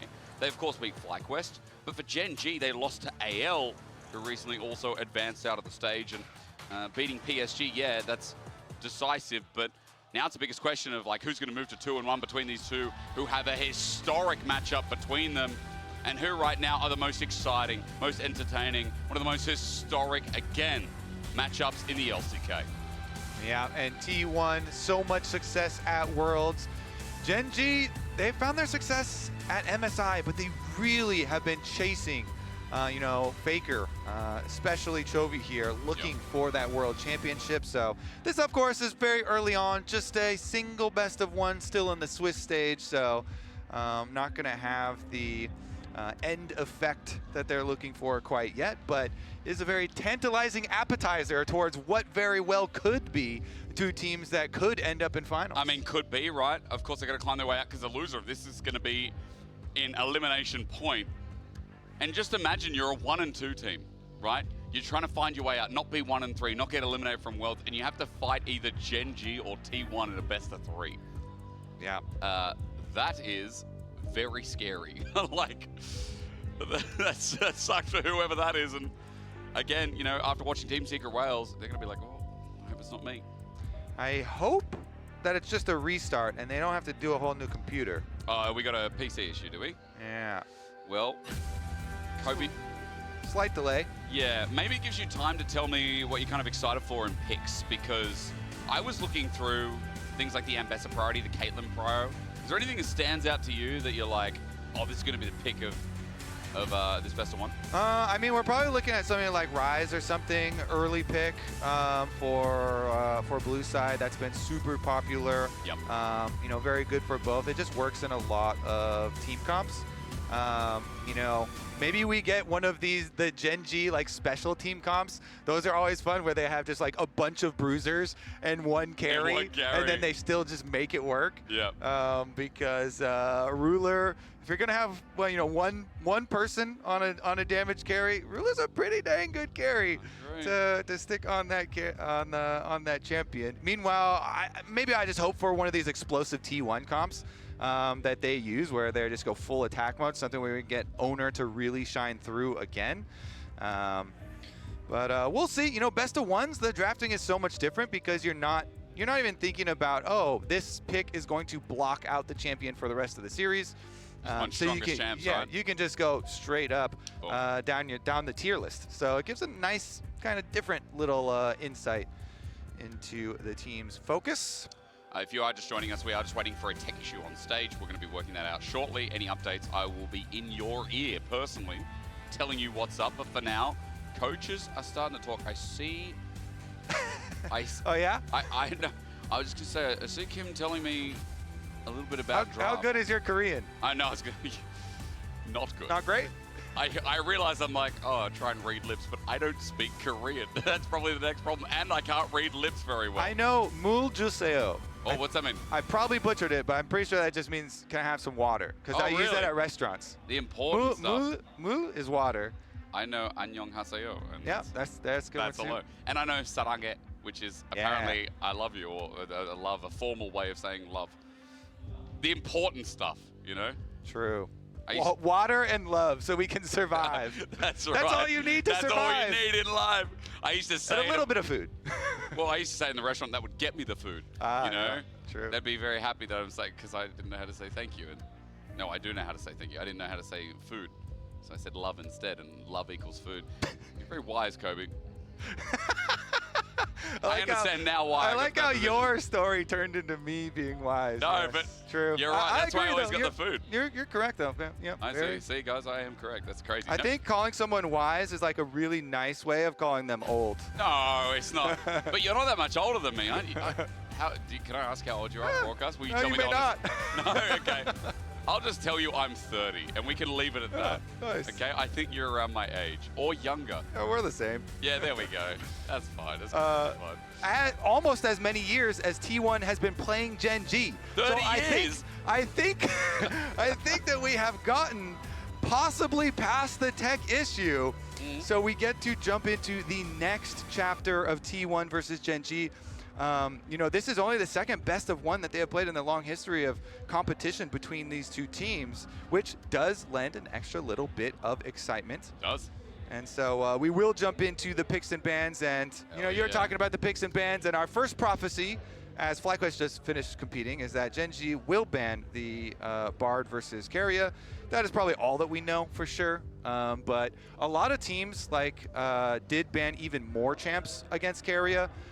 He has a lot, but like Poppy and Nico and okay, well, yeah, they got two of the three.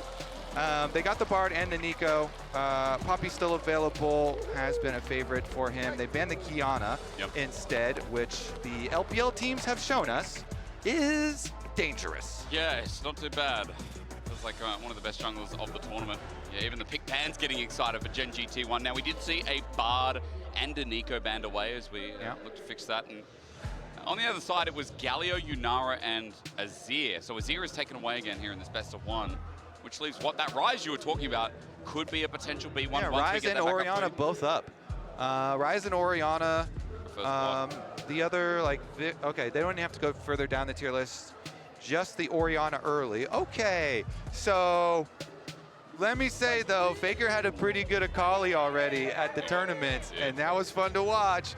But we might get some more standard stuff. All right, early Aurora flex pick. But Aurora Wukong, we just saw, or we didn't just see it, but on opposite sides. It is still a very good combination to work together. Of course, really good dive, really good pincer movement from these two. My personal favorite jungle at the moment is the Wukong, and so getting Owner, one of these primary picks, is huge. He has just been so big through this split for T1, even though he's had a couple of speed bumps here at the tournament so far. He did run into a little bit of a speed bump. Canyon, though, answer with the Xin immediately. Yeah, so good pairing on the other side at least. Get what you can. Now the biggest question is it going to be something like the Rumble for top? Because the partnership with Orianna, with Xin Zhao, or Wukong in certain cases, has been so good. But Sion has as well. And for Keen, seeing him on tanks already, it's been his Keen Sante. It's been the Ambessa. Yeah, Sion lock-in would be good, get that really valuable front line. Sion is just an insane champ right now. and provides a lot of value with the possibilities of lane swaps especially. And lane swaps being so prevalent, this always gives you more options. Yeah, Ambessa, Rumble, those types of things, always pretty happy to pick into it. And so we do get Doran Ambessa. This has been one of the champions that he has been able to actually carry games on. So let's see as we progress. It's going to be T1 themselves banning out the Xayah because they're the ones running the dive comp. Yep. And so they want to remove the easy safety from Ruler. Maybe then we start questioning things like Ezreal, but when you see Sion on the other side, that might fall out of the wayside again. We've had problems with seeing Ezreals into hard tanks, but remember things like the Caitlyn still up available, no longer. Gen G going to ban that away first. And the AD carry pool getting real slim real fast.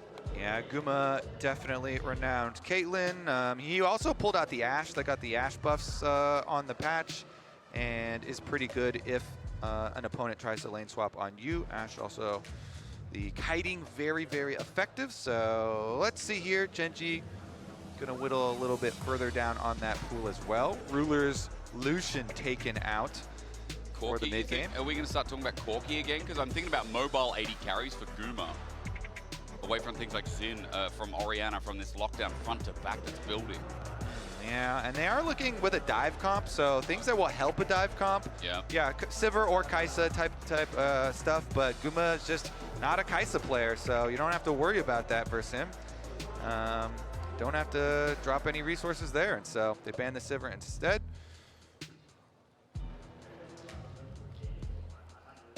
So as I go through, it's only been the Xayah, the Caitlyn so far, at least in the Swiss stage here for T1. We're about to find out now. It could also be an early support. We've run out of time. I mean, Jhin is something you always think about with Guma. That is like something that can play with dive comps because you stand further back and you can land long range. But your Jhin versus a Sion just means that you just never get to kill that Sion. So they do, like, eventually you're going to have to kill the Sion somehow.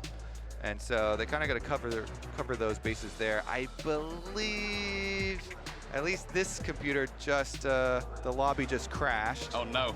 So we will be on a cliffhanger for What's the AD carry? For the rest of the draft. We will not know. I mean, there's 4 AD carry bans in that second phase, plus the Yunara. So it is nice that, again, we are just throwing kind of Hail Marys out into that position. And as we try and work on getting that lobby back up, we'll keep you updated as usual. I mean, this is like, you know, this is one of the matchups people are filing up for. Kobe, I don't know if you look behind you, but this morning it was, you know, semi-full for the arena, and now there are a lot more people here for Gen G T1. That's wow. what you do. You sell tickets for Gen G T1. I, for one, am shocked. Yeah, there are more people it's a mystery. coming to see T1 play than to watch like AL or something. I mean, it is crazy. Well, that FlyQuest TSW. Well, okay, I was going to say, but like in comparison, LPL fans, of course, you know, here in China, there's so many, but the Korean fans as well have been exceptional. Like, the appearance has been amazing. So, certainly have. Big shout out. And you have had, I have seen some FlyQuest fans around with jerseys. I've seen people make big trips themselves, because that's a big journey from the States, right? What, 16, 14 hours? It took me, I had some extra issues, but it took me 36 hours. What? What do you mean 36? Where'd you go? Well, I had a layover, and then there were some complications. Oh, no. That we won't go into. No, fair enough. I thought you came to Berlin or something, you dropped by, then you went down to Italy, and then you went up and around and came over to China. They were. That's 36 hours, bro. They were not my. Well. Okay, fair enough. There is a tech pause, as you can see. Get in the zone. No. So, Hysterics, how do you keep focus? Or do you keep focus when you're faced with a pause? How do you calm down? Do you meditate? I am not the person to ask. I've never calmed down in my life. How do I keep focus? I lose focus. A lot of people have heard me before will know I lose focus a lot. That is some of the problems. Sometimes it's hard to say, you know, like sometimes I'm in a game, I'm seeing a fight happen, and there'll be a lull time, and I'll think, man, did I buy groceries for my pregnant wife before I left? And oh, she's run out of eggs. I hope she gets some eggs. You know, that's where I go. You should like do a delivery app, send them over. No, we did. Before I left, I made sure. That's right. That's a good reminder. Actually, I did. I actually opened up the app and helped her because they can do deliveries. Because like in Australia, they do that as well. You know, with Woolies, and it's good. It's really good. Woolies? Yeah, Woolies. Well, worse, but. Oh, that's the name of an app. Yeah, but Woolies is the thing. You don't need to hear from me. Kobe opened me up from this one, but I'm so sorry. We're going to hand it back to the desk while we resolve this tech issue. Thank you, Asterix. We were looking forward to hearing from Kobe, but unfortunately you were just yapping too much about whatever the hell a Woolies is. Of course, it is a technical issue our competitive operations team is actively investigating the issue, and we'll keep you updated as we have more information. In the meantime, you get to come back to the desk with us. We just said goodbye to Busio.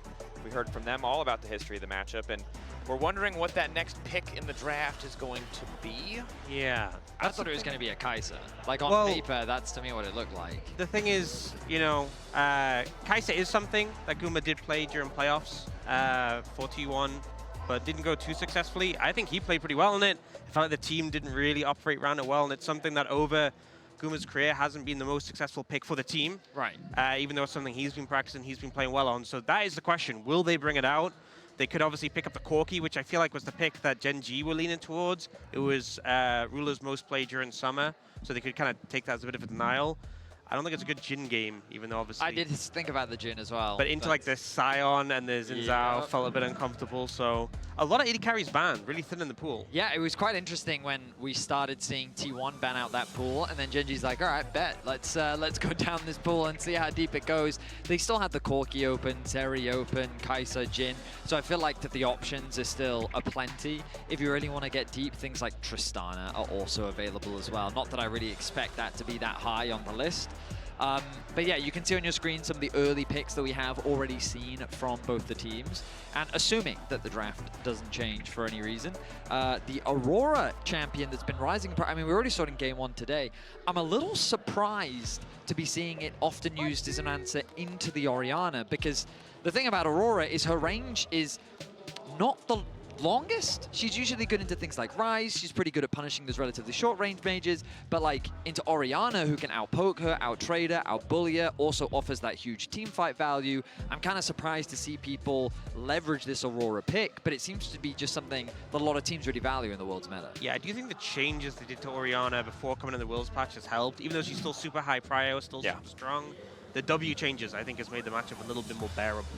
My big question is actually about one of the bans that we saw. And we were discussing it briefly, Ox, before we came back due to the technical issue. And again, we'll keep you updated as we have more information. But the Qiyana being banned away, something we know LPL junglers for. You ban it against an LPL jungler, it's like, makes sense. You ban it against anyone else, it starts to raise question marks. And this is no disrespect to Korean junglers, just hasn't had the same success or same presence. So is Qiyana rising? Is this a pick that we always need to be considering when it comes to drafts as we move forward in Worlds? Well, we definitely know that it must have been doing well at scrims because it was being picked repeatedly in the LCK despite being a 0% win rate and just not working out. And I think we've seen the pick-up value. LPL shown that both domestically and at this tournament. And I think it's clear that it's working in scrims, and it's just the LCK teams. And especially what was surprising is like players like Canyon, who historically have been so good in the Qiyana, were struggling to make that impact on the stage. So I think clearly the pick has worked for the LCK teams in scrims, and it's just, you know, obviously something that they're respecting, even if we haven't seen it on stage work for them yet.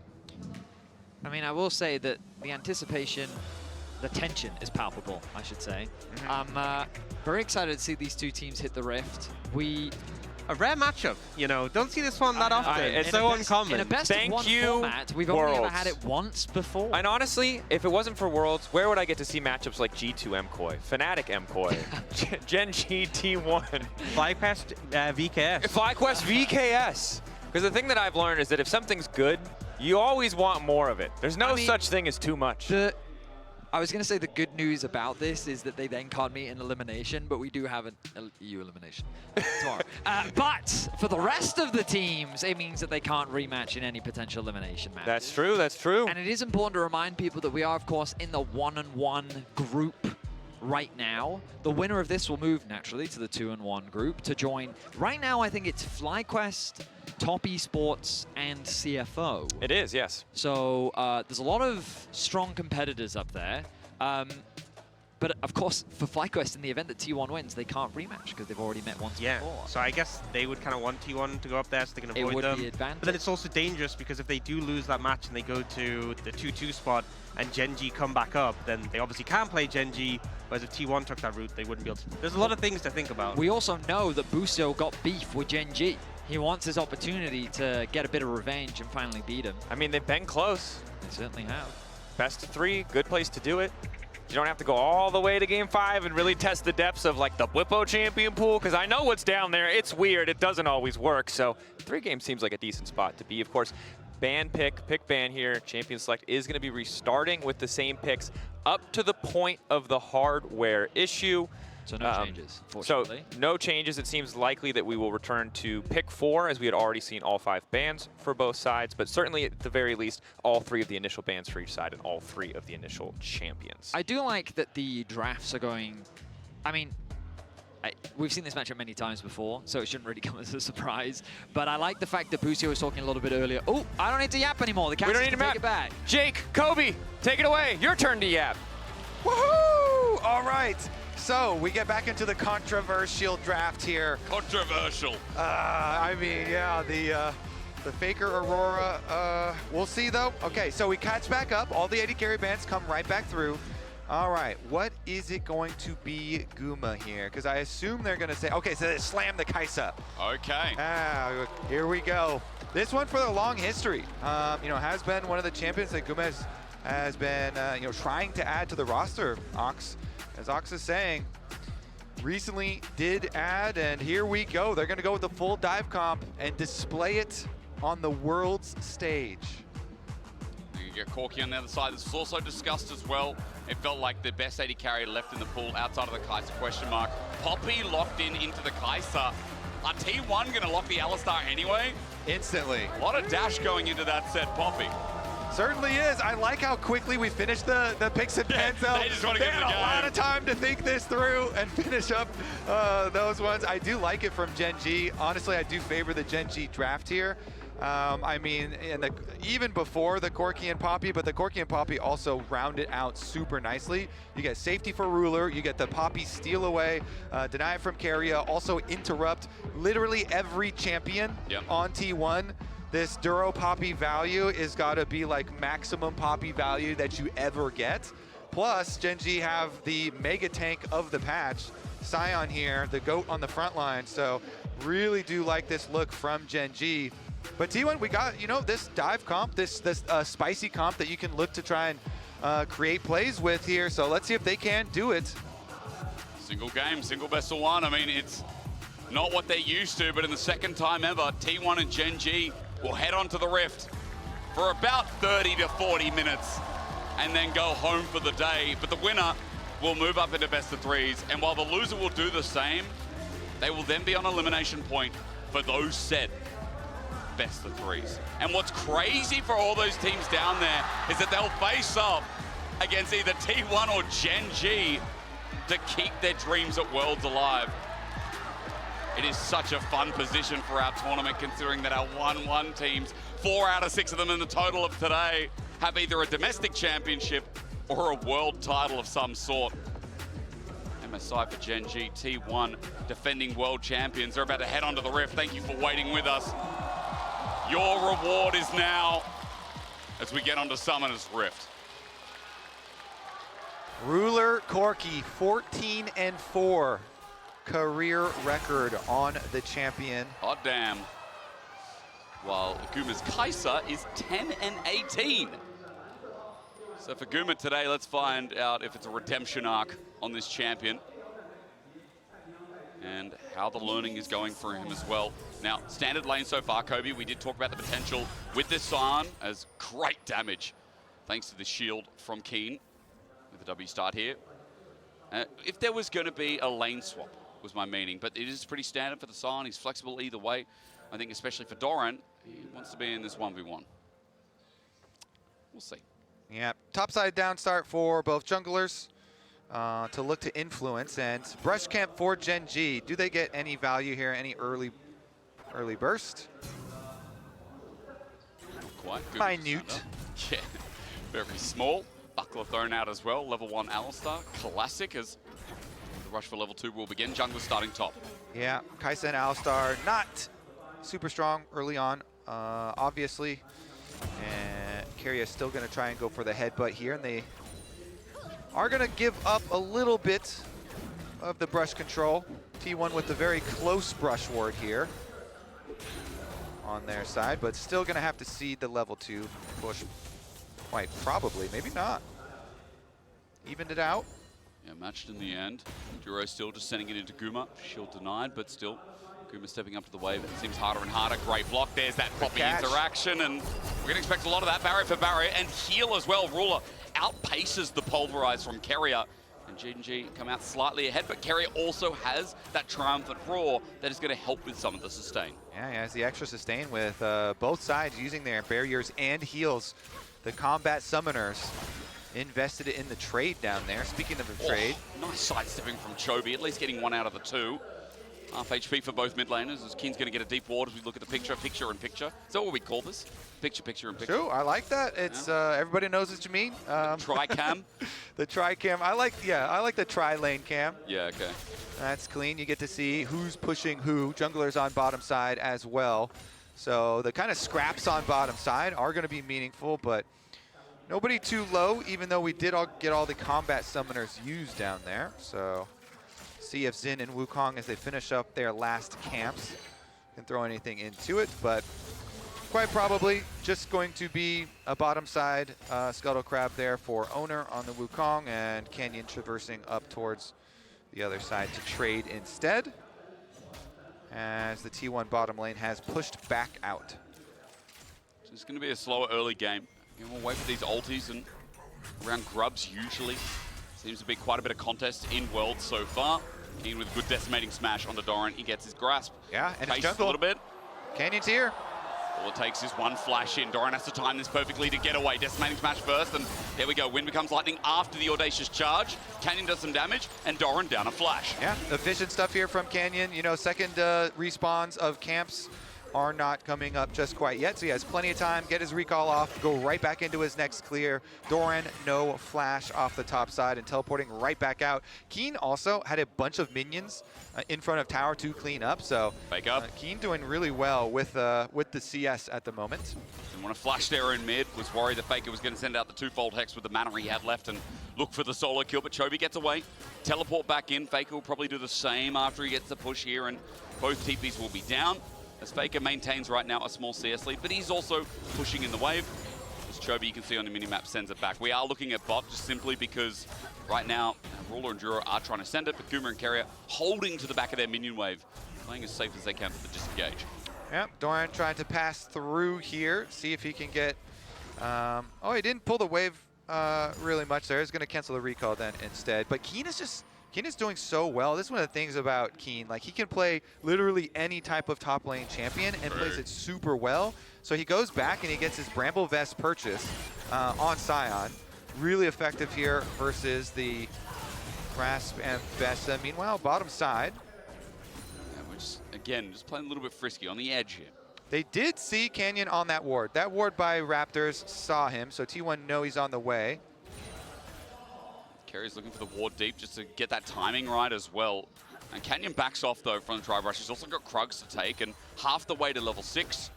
Canyon is trying to skyrocket match Owner here, who's also doing the same thing. Bottom side for the Gromp, and remember that dragon has well and truly spawned, so T1 with getting a bit of a push here might think about their options of starting this beast.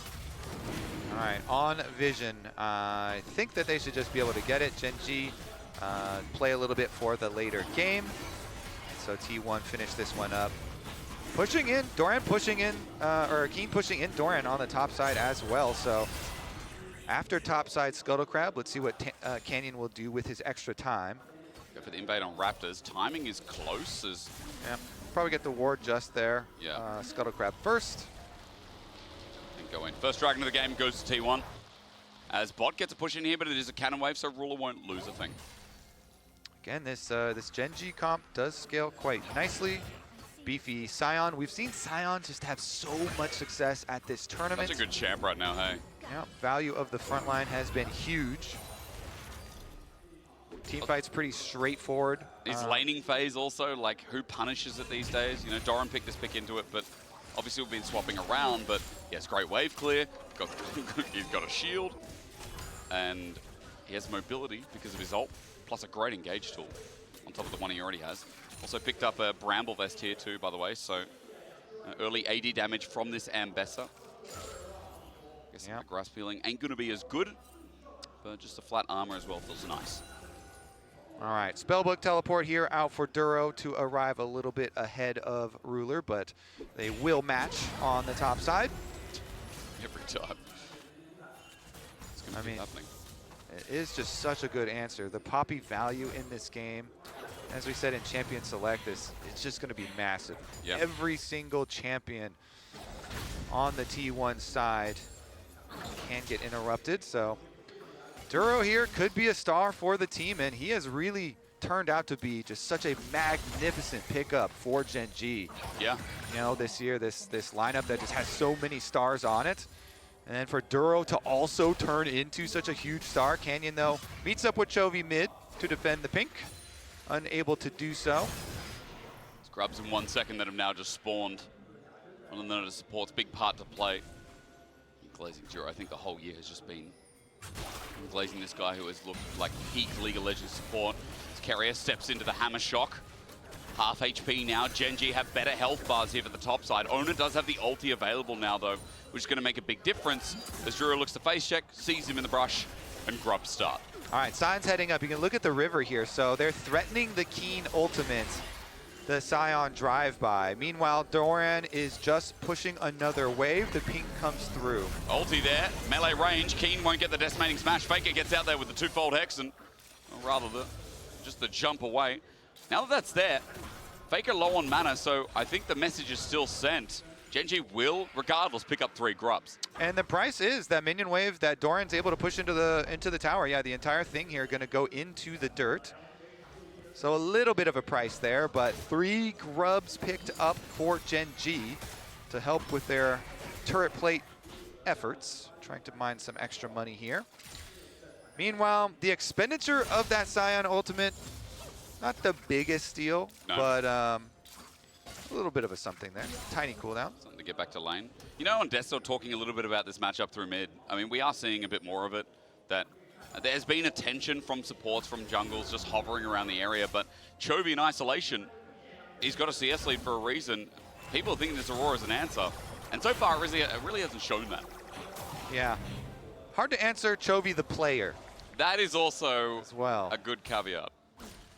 Chovy the player, one of the very best ever, and especially in laning.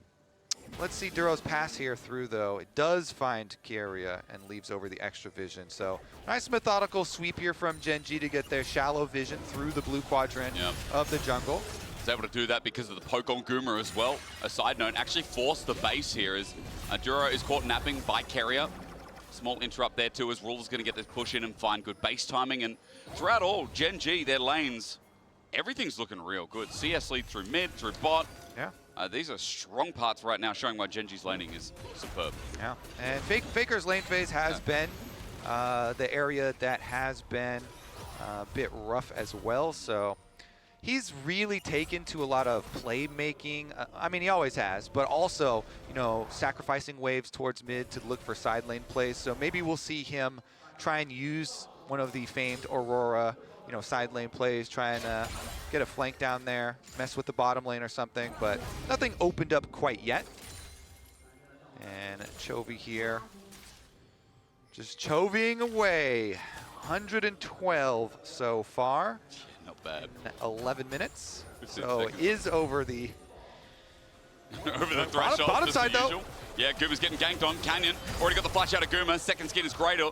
Rather, the killer instinct just buys him a bit of space. And while Canyon's gank is not that successful, you got a lot out of the AD carry right before Dragon spawns. Yeah, early positioning here for Gen G does make it really hard for T1 to try and enter. And so they decide we won't try and enter at all. We will sacrifice the Dragon, and we'll send Owner up towards topside. Doran is working away, trying to soften up the Sion. He does. But what is Owner going to do about this timing window? Just drops off the control board and gets the camp timings here a little bit just to see that they are all empty.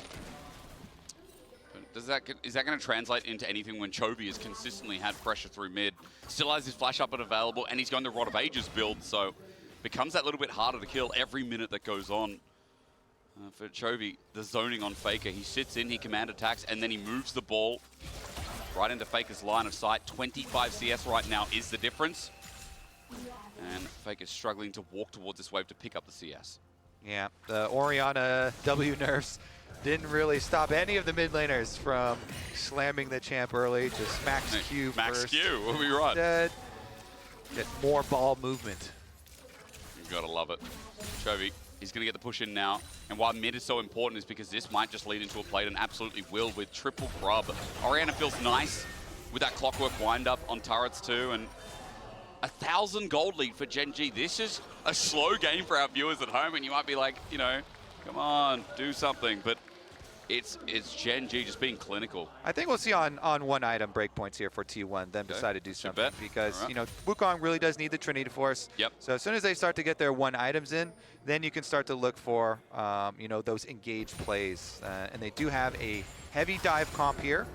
So you have to make those plays really count. You have to be very careful about the setup for it. True. Get some wards here. Carry very good at some of this early reconnaissance, trying to get those wards down, get some information, some extra angles here for T1 to try and make their play on. But it is just crazy even that, you know, one of these two teams is going to go down to the 1-2 bracket, and just there's just going to be an extremely fearsome opponent down there for everybody else to have to deal with, as we are in our 1-1 bracket at the moment, and then these two kind of juggernauts meeting up.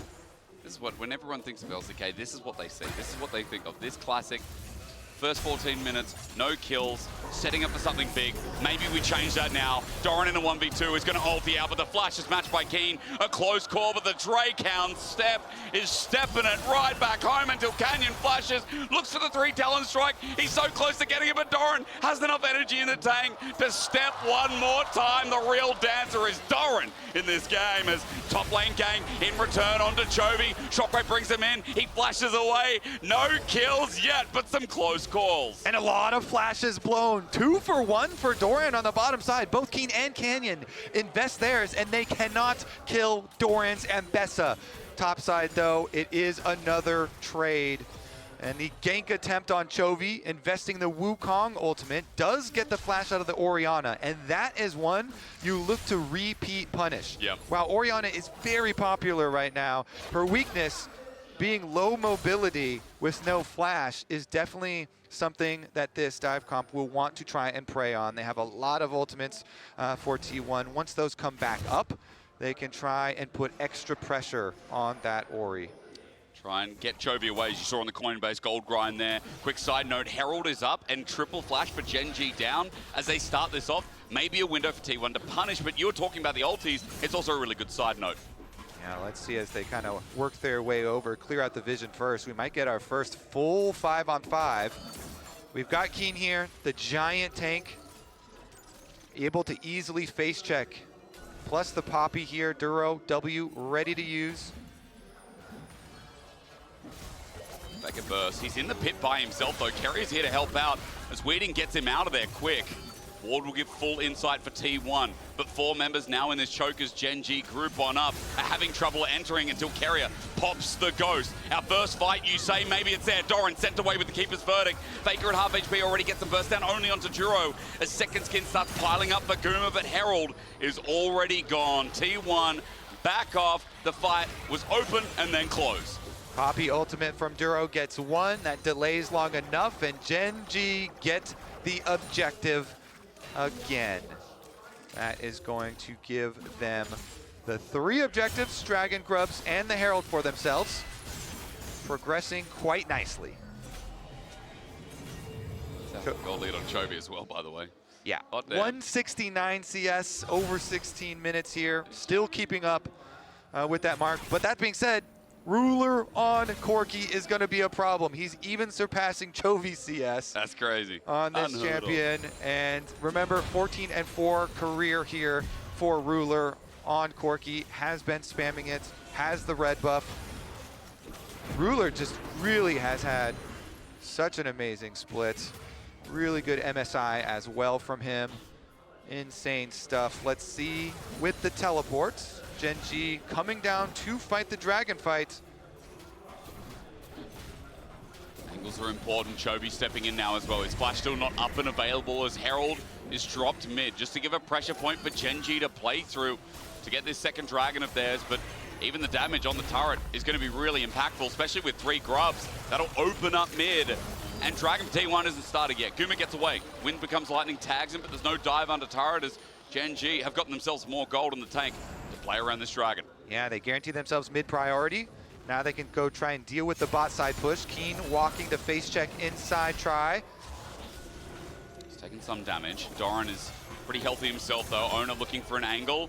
Carrier as well. Blast cones denied as Guma has to try and come in. But for T1, they don't have their AD carry. He's separated towards mid. All right, flank around the side from Doran. Oh, Guma! Carrier, 3-man pulverize almost. Ruler disappears as well, but Faker, as he jumps into the whole team, makes a crucial mistake. Doran now comes in, gets a flash out of Ruler, reposition from Gumayusi, a 5-man Cyclone. Owner finds the angle, but it's too late in the fight. Gen G have annihilated T1 as Guma runs for his life, but he's tagged once again. Gen G have 4 members on the run, and Guma is left alone. This turret won't withstand, and it won't get a kill in return, maybe, as Chovy, no! Command, protect! Chovy survives. And Gen G only lose 1 player in the fight. T1 tried to flank around from 4 different angles there, Hysterics. They had Guma coming from mid lane, Doran coming from behind the dragon, Faker goes right up through the river here, and as they go for engage, it is Keria getting the knockup. Faker tries to ult in, and then he takes his Aurora ultimate to the other side. As you say, he got popped instantly, plus Doran also, the Ambessa ult did not connect for him either. So the engage for T1 goes about as poorly as it possibly could, and Gen G collect so huge. They were already earning their own large leads just through laning phase. Now after this team fight, you have to feel like that is just going to close the door on T1. The draft already was looking really good for Gen G. Oh yeah. The early lanes played looking really good for Gen G. And that dragon fight as well, huge stuff now. So see how they can kind of progress forward. Again, this comp is very straightforward. You saw how they just all kind of coalesce together, able to protect for a decently long time, even though... Hang on, Doran has to flash away. How are you going to protect this game from speeding up? Gen G got so many resources with 1 single play, and as you said, it's burst wide open now. Your boy Chovy has 2 items, 8 stacks on his Dark Seal. His Rod of Ages is almost done stacking, almost going to tick over and get the extra level. So it's looking scary. Yeah, he's not the only one as well, right? Even in that last fight, Ruler did quite a lot of damage for someone that's the only one behind Guma in this game, but still, the CS margin, the Trinity Force, we're now on Atakan. It feels like T1 need to try and survive this early game and get through to Gen G somehow. They certainly do. All right, T1, they started up, but Keen... The angle, the flash, Euro finds a wall, and Doran can't ult to get on out. The dive-in's easy, and Canyon sets up Ruler for success. Oh, Duro, that was beautiful. They just destroyed. Doran is deleted, and nobody on Gen G even has a scratch on them. Okay, Duro's got a little bit of a scratch. All the setup again. Duro goes in deep, but Owner already getting chunked out alongside Carrier. Atakan at 5, the dive in there as Canyon once again finds a new target. Carrier burst down, the unbreakable will was finally broken. And with Redemption coming down, what do you say? A shockwave into Guma, Duro given a wall, a double for Chovy as Faker finally gets something back for T1, but Atakan just fell. There's Gen G coming in from over the wall, Faker's got no mana to survive, his weirding isn't weird enough, and as Ruler takes him down, it's Owner tagged out by Canyon. The jungler's fighting out with Cyclone to negate the audacious charge, but once again the cooldown's up, and Canyon sends Owner packing with the rest of T1. And we are witnessing Gen G domination on the Rift. Otacon picked up as well as the extra kills. T1 bleeding gold. And the opportunities are few and far between, right? Around Otacon, they tried to send it here. But the debuff is just helping Gen G. I think T1 are really just feeling a bit desperate. They're feeling the pressure. Duro not feeling the pressure at all. He gets the charge into Doran on the sidewall. Keen channels right off of it, and it is a beautiful pick from Gen G. Then they control the tri-brush. Duro's able to get out with his W afterwards. He just gets Karia's ultimate there. And before the ultimate even falls off, Gen G are like, all right, it's fine. We'll just continue to press. Kill the Karia anyway. Redemption here to heal back up. They take Otacon while they go for the chase, hitting the shockwave. It's just like Gen G are making plays, simultaneous plays, in two different areas at once. It's amazing seeing the quality of this performance from Gen G again.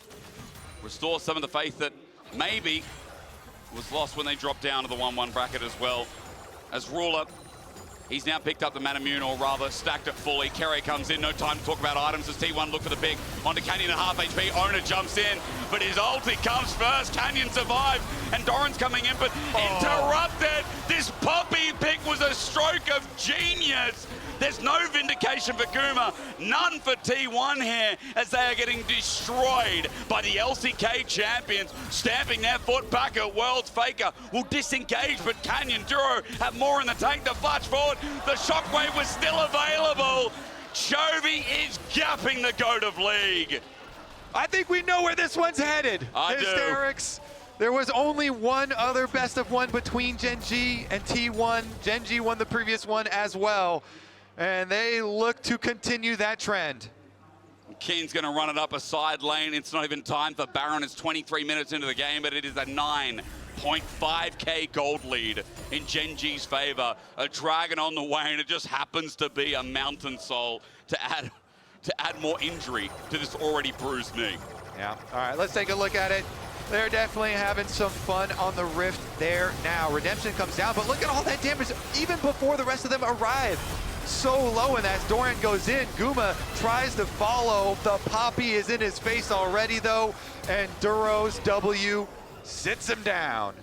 Faker the last runaway. He'll die here eventually as well, as we watch Chovy. He's POV pretty much for a bird's eye view to kill Faker. This dragon down. Shockwave. I mean, Chovy's been super clean this game. We highlighted him for his lane, but what more do you expect? This guy's great. All of Gen G have. Their draft was exquisite, but they have also, on top of that, executed in-game and outplayed. I'd be curious to hear as well, because I feel like, you know, we not only got Canyon covering all bases, but then again, actually, I'm going to correct myself, Kobe. It feels like not much had to be done when you had such exquisite lanes in all three calibers, in all three lanes, I should say. As now Chovy, he's got his Magi's, he's upgraded. He's got a Seekers in the inventory as well. 3.7k of that almost 10k gold lead is coming from mid lane. And I do like that he went to more damage focus. You know, we have been seeing a lot of Seraphs as well on some of the Orianas, but the Horizon focus buffs as we're getting more action. Brave Keria turns it into an engage owner as well. Cyclone a chance, but a disengage from Duro. It's Keeper's verdict kept good. Doran jumps in, maybe a chance here for T1, but with that dive comes Canyon to defend. Guma trying as hard as he can, but as he takes down Ruler, he takes down his chances of finding anything more. Yeah, that's going to be Gen G Baron. Can they sniff out Owner? Owner here, the last one left alive. Against the Poppy, how hard is it with the exhaust down as well? And a decimating smash from Keen. He'll send Owner back to his base one way or another. Baron's going to be taken. It'll be past 10k. And Gen G are putting the finishing touches on this best of one to keep their BO1 record exceptionally clean. Gen G wearing purple, 11,500 gold lead for the team. Dragon Soul in 3 minutes, 20 seconds on the table, and they might not even need it. It is a good sign for the Gen G faithful as well. Easy to say they were favorites for the tournament. They still are, even being in this position, even before they started playing today. Yeah. 20 stacks on the Magi's for Chovy here as well. One Again, fight. The Horizon focus is interesting because it kept on, they clearly wanted people to buy this item, so they kept on buffing the stats on it. Yeah. And 125 ability power with the 25 ability haste is just, it is a stat stick. And outside of Rabadon, we don't have anything that heavy. Yeah, seeing some good damage out of it. A pretty good, I feel like second item is a good position in the build for it, but regardless, that is not really important for this game because they are stomping regardless. Baron buff is going to allow the siege for Gen G to run right into these inhibitor towers. T1 struggling to step up, relies on a pick, but 12,000 gold behind. They need some kind of a miracle fight. Ona's looking for that with his angle, but he's going to go over control ward shortly as he gets around the corner.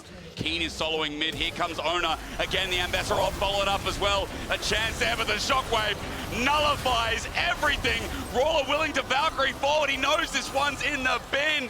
Gen G are the LCK's best, and they just showed it again to T1. And Ruler at Worlds flashing the Samsung Galaxy flare as well. Kobe, it was well-deserved. It was well-played lanes. It was Gen G returning to form as they moved to 2-1 at Worlds 25.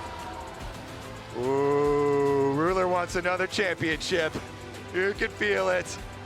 And this Gen G team looking like they might be able to get there. They came in as tournament favorites, of course, and this is just the best of one, but they look quite good. They really did. Once they found one fight in the game around bot, the game snowballed out of there as Analyst that's going to break it down further. Important data point in this historic rivalry is we've seen almost no single games between these teams, but it turns out in a single game, Gen G are pretty scary. They locked in. They really locked in. I like how Kobe described it as quite good. They looked quite good. Quite good. That was just absolute Chovy masterclass, I feel. This man just dominated from start to finish. I feel that if we had more time to really break down how the 1v1 played out, there were a few very small but crucial moments that Chovy really used to balloon the lane. And the moment that he came back with those items to just give him that extra HP, he just never let go of the lead against Faker, and it felt like from start to finish, he was just dominating the Rift. I mean, Chovy's always been someone who's loved going the Rod of Ages. We've seen him even do it on Champions where it hasn't worked so well, like the Ziggs, but he's someone who loves having that extra HP pool. That sustain came in so valuable, and it felt like as soon as Faker fell behind, he just never had pressure anymore, couldn't get the damage down on him, and he ended up having that 30 CS lead pretty early on, and just was an absolute monster. And this really all culminated in an incredible team fight. And thanks to Gen G and Chovy's solid team fighting and the reliable Cisco network, Chovy did escape with that sliver of health and secure that ace for the side of Gen G. So I feel like the really big starting point of this is this ult from Duro that knocks Ona away. So the engage comes in from Faker, but the Wukong's not there. And so because you don't have that layered engage that this comp relies on, and the Ona ult comes later, it really takes the wind out of the sails for T1. I also think just the target selection from Gen G continues to be, world class. We know this team is obviously world class, but to see them execute so cleanly in these chaotic fights is just a beauty to watch. Chovy at the very end there, really calculating to perfection how to survive. And it's just, it's phenomenal to watch. This team was completely locked in today. You know, I was saying in that moment, if that was me taking that tower hit, I would have died, I feel like just Chovy. Chovy is built a little diffy. Also, the flawless transition from we're smashing this team fight immediately into diving the tower. With 2 minutes of setup, we have seen teams fumble those tower dives in the moment. But Gen G, flawless, instantaneous transition. But for T1, look, they've been here before. They've lost to Gen G before. But this is a little bit precedent setting in terms of their overall world history. Well, what's amazing is that this is the first time ever that T1 have lost more than a single game in a groups/Swiss stage setting, which is just mind-blowing. T1 naturally are an incredible Worlds organization, but it had to take Gen G to deliver that first ever record to them. The only time we've ever seen it, that second loss, is at MSI. At Worlds, It's never happened, which is a testament, of course, to how dominant T1 are, but also how kind of weird the situation is with T1. We believe in the long-term faith of the ramp-up, but maybe an indicator that Gen G are finally that step ahead on the world stage. Well, I think what makes the stats so crazy is, I feel like with Swiss being so recent, you can get a lot of crazy stats out of that, but the fact it's Swiss and groups. And groups, yeah. And T1 have been present at so many Worlds. It really shows how long they've been so consistent. And this is really unprecedented territory. And I mean, of course, the loss to CFO was a question mark, but I think that the sheer domination that Gen G showed against T1, to me, I still have some question marks around their drafting. I think they're looking a little bit more fallible than I initially anticipated. An organization that I just inherently have trust in when it comes to the World Championship because, you know, the 5-time, like they deserve that recognition, but now they will be pushed into that elimination situation, which is not a situation we've seen them in here at this Swiss format. It's fair, but it's also a question of, are you more scared for T1 or are you more scared for the team they're playing? And we're going to find that out later. On the other side of the break, though, we are going to be setting up for G2 and BLG, but first, we'll hear from Ruler right after the break. Other stacked it fully. Kerry comes in, no time to talk about items as T1 look for the big. Onto Canyon at half HP. Owner jumps in, but his ulti comes first. Canyon survives, and Doran's coming in, but interrupted. This Poppy pick was a stroke of genius. There's no vindication for Guma, none for T1 here, as they are getting destroyed by the LCK champions.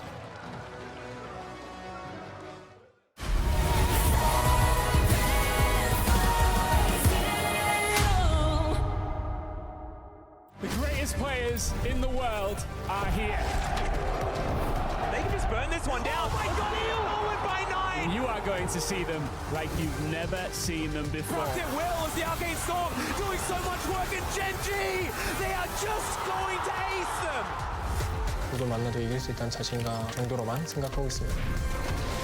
Gen G, the EWC winners.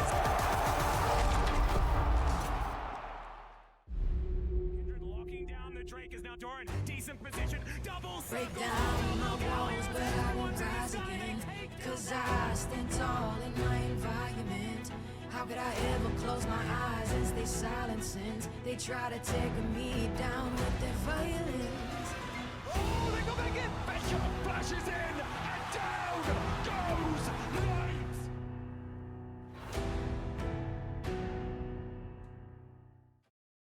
All right, guys, I just landed in China. Let's go.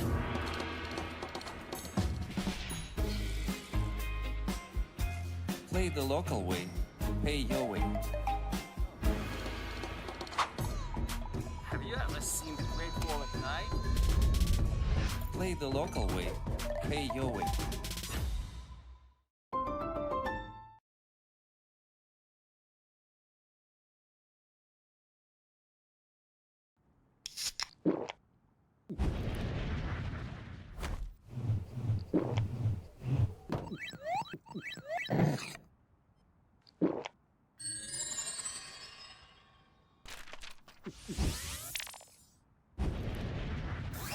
Red Bull gives you wings.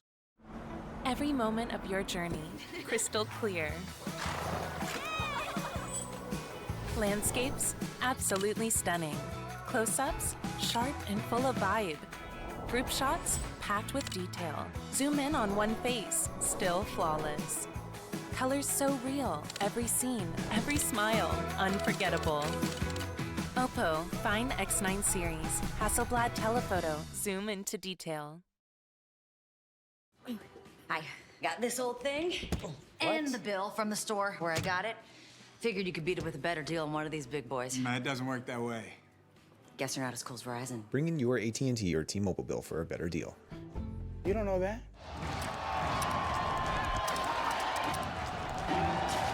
Red Bull gives you wings.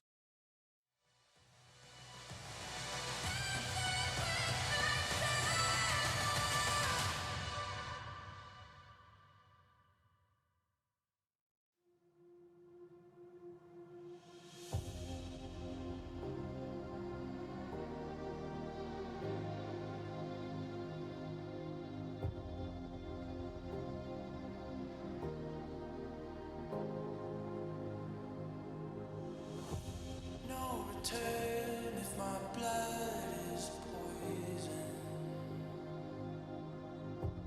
where it hurts, I don't feel the same.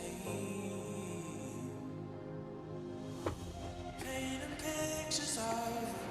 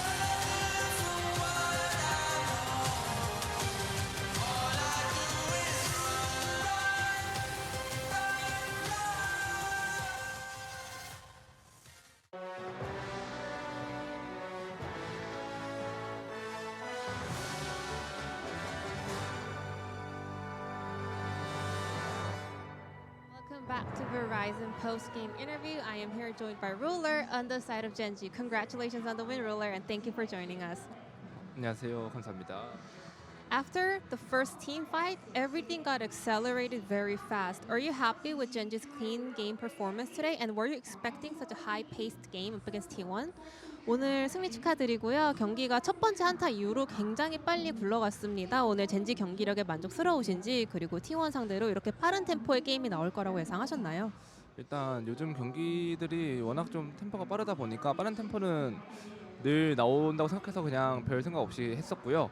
그리고 오늘 뱀픽이 좀 괜찮았었다고 생각해서 상대 팀보다 그래서 좀 처음 한타 이겼을 때 좀 오늘 이기겠다라고 생각했었던 것 같습니다. I feel like most of the games are really fast-paced here at Worlds, so I was kind of expecting a fast game today as well. And after the first team fight, because we had a way better comp and drafting compared to the opponent, I was pretty confident that we will be able to close out the game with a win easily. Well, since you are the legendary AD carry player, I want to ask you about the Kai'Sa situation here. There are two champions that are not doing well, J409 and Kai'Sa 18. Well, Masu also said he thinks it's because Kai'Sa needs a lot of time to scale, where teams are going through a lot of accidents early on. But he's also surprised that Kai'Sa is not doing well. I want to know your thoughts about this. 지금 월즈에서 I closed my eyes for like 10 minutes, 15 minutes, and Team 1 already lost. Goddamn. 카이사 왜 이렇게 안 되고 있는지 의견 한번 들려주실 수 있을까요? 일단 확실히 앞서 말씀드린 대로 좀 게임 템포가 좀 빠른데요. 게임 템포가 빠른 상황에서 카이사라는 챔피언은 좀 템포를 느리게 가면서 일단 뭔가 초반이 약하니까 확실히 뭔가 오브젝트를 좀 내줘야 되는 상황도 있고 라인전은 좀 확실히 불안정하다 보니까 그런 부분들이 좀 많이 약점인 부분인데 그게 확실히 좀 오브젝트를 한두 개 주게 되다 보면은 상대 입장에서 좀 급해지면서 그런 상황이 나오다 보니까 확실히 카이사가 좀 좋지 않은 모습을 많이 보여준다 생각하고 요즘 제가 생각하기에 카이사가 힘을 못 쓰는 가장 큰 이유 중 하나는 한타 조합이 요즘 너무 다전제가 아니라 이제 B1이다 보니까 너무 상대 조합이 좋다 보니까 카이사가 뭔가 힘을 쓰기에도 좀 힘들다고 생각해서 지금 좋지 않은 모습을 많이 보여준다 생각합니다. 죄송합니다. No need to apologize. Mostly because of the fast tempo that we're having here at Worlds. Kai'Sa does need a lot of time, but we're having so many actions starting from the early game. And with Kai'Sa, you have to kind of give up early objectives. And once you start giving up one or two objectives, you feel like you're being rushed with Kai'Sa on your team comp. Also, in addition to that, recently here at Worlds, we were having a lot of situations where best of one series are decided by team fights, and if you have better team fight comp, especially early on, and you have Kai'Sa on the opponent side, you feel pretty good because you know Kai'Sa will not pop off early on, and that kind of snowballs really fast. Thank you so much, Ruler, for your insight. And now it's time for our Mercedes-Benz featured matchup, G2 versus BLG.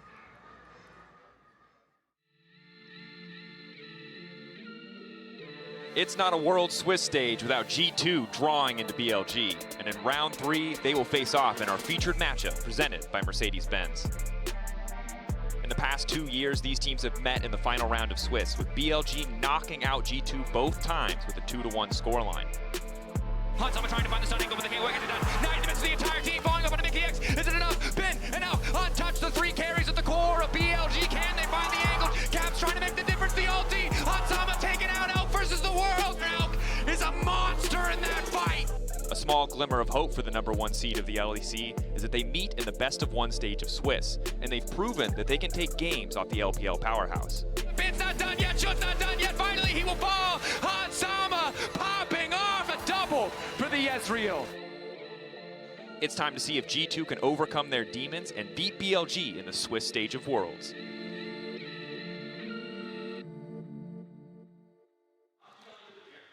Welcome back to the Analyst Desk for BLG versus G2. And the good news is, as much as I know you're all waiting and tense with anticipation, we're getting right into it. So I think we need to talk a little bit about what the fans are predicting. Let's see, they have voted at MasterCard GG on X. They're calling the match for BLG with 53.2. Wow. Where is the Hopium team? Come on.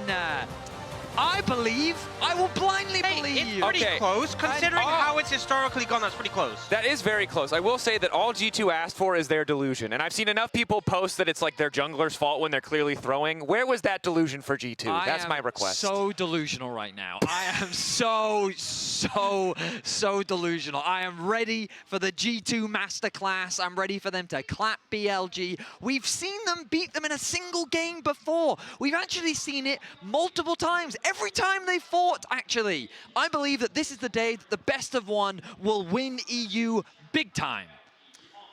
Let's go, boys. Woo! I'm not convinced. What? And you know what? Hawks! Vedius, I feel like you're repressing some emotions. I feel like you're not letting your true self come out. What do you mean? I feel like you're hiding some things here. No. I mean, it's very possible. I'm very happy. I'm positive. We're both positive. Smile. We're both feeling alive, and we're not scared or nervous because we have faith and we have delusion. And hopefully that's enough. Asterix, Kobe, take it away. Hell yeah, boys, because NA got their win. Where's ours? We're not versing our own region. We're not knocking out the boys of EU. This is where it happens. And Kobe, I'll give you a time to help me bring me down. Yeah, I mean, if there is one thing that I know about you, it's that you are delusional. So you definitely have to have the hope. Let's go. Then 47% of the fans are delusional. Honestly, though, I also hope for your sake that this is not a stomp and we get a closer game today for you. Let's get into the draft. And Sion is banned. Sion has had so much success. I do like that ban from BLG, banning out a lot of this straightforward team fight. Sion Wukong and Azir, all very good for these very successful team fight comps that we have seen. Meanwhile, we do leave up the Ryze while banning Orianna. So they're kind of daring Knight even to go grab this champion. Let's see what the response will be. Is it going to be something kind of boring like the Talia that we see a lot into the Ryze, or is it going to be something more spicy? Personally, I liked Caps when he played LeBlanc. So did I, good sir. Very good mention. The Azir actually wasn't too bad as well. I feel like for Caps, he's got a plethora. For G2, this is interesting. When everyone's moved away from this pick at the tournament, they are going to R1 Varus. And don't worry, it's not top Varus. Don't worry. I mean, no, I'm glad. I think that would be worse. I don't know, but hey, it could be flexed up there. I mean, I am worried with the amount of mobility in League of Legends now. Seeing an immobile 80 carry there. But early Varus pick, it is flexible. So it's funny, you know, the Shy gave us a lot of comedy, and everyone is going to continue to reference, but an early flex Varus pick here for G2. Yep. Skewmond with, I believe, his third in a row Xin game. Just Xin after Xin after Xin for him. Ooh, Qiyana. LPL Qiyana. That's the scary one. I love it so much. Shadow has played Nefiri, now Qiyana. Two lethality junglers, and the funny thing is, like, Shadow came in, looked like a completely different team, and everyone was scared of BLG yet again. Seeing Bin on a tank this time, much like his Rek'Sai, and they've got a bit of a formula here for BLG, and it seems to be following what they did in the previous game. Yeah, I like the looks here from BLG. A lot of options. The Poppy, though, into Qiyana. A lot of teams. So teams, because Qiyana, LPL Qiyana has been so scary, not every team against LPL teams can like pick it up themselves. So a lot of them have decided, all right, we're going to just attack Qiyana's if anyone ever picks it against us, right? Because it's a squishy champ, so you just try and immediately full send on the Qiyana and attack her before she can blow up your team and get a good engage. Yep. Poppy and Xin, both champions that can go try and attack Qiyana's. So Poppy pick here as soon as they saw the Qiyana. See if this one also has as much value as we saw Duro have previously. Now, what kind of 80 carries are going to go with that BLG comp? Not the Sivir, that's for sure. The speed up would be scary as far as the mobility already showing on that team. So far from Elk, we've had Caitlyn, we've had Xayah. So an 80 carry to self-pill, an 80 carry for the laning phase.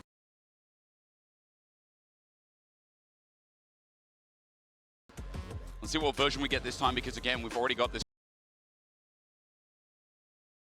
Something that can be a saving grace. Karma might have been annoying. Maybe they're expecting something that could be like an Ezreal Karma lane. to match a bit of the Varus range there, Kobe. So interesting ban from G2 to finish it off. Maybe BLG go like a Jin lane or something then for Elk. Lots of possibilities still up for him. You know, Lucian lanes. I mean, Yunara is available, but maybe not into the Varus. So double bans against Caps here though. And that's the Taliyah that we mentioned, but I'm kind of happy that it's banned out, so we get to see something more interesting from Caps. I agree. I don't want to see Caps on Taliyah, even though he's a pretty good Taliyah.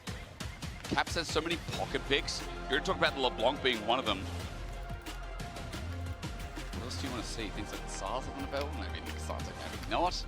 Yeah, I think a little bit early for anything like a Sylas. Like maybe if you saw an Alistar. My God! Okay, so Anivia was already good and got big buffs coming into Worlds. So this champion, I legit think is OP. I legit think this champ is OP.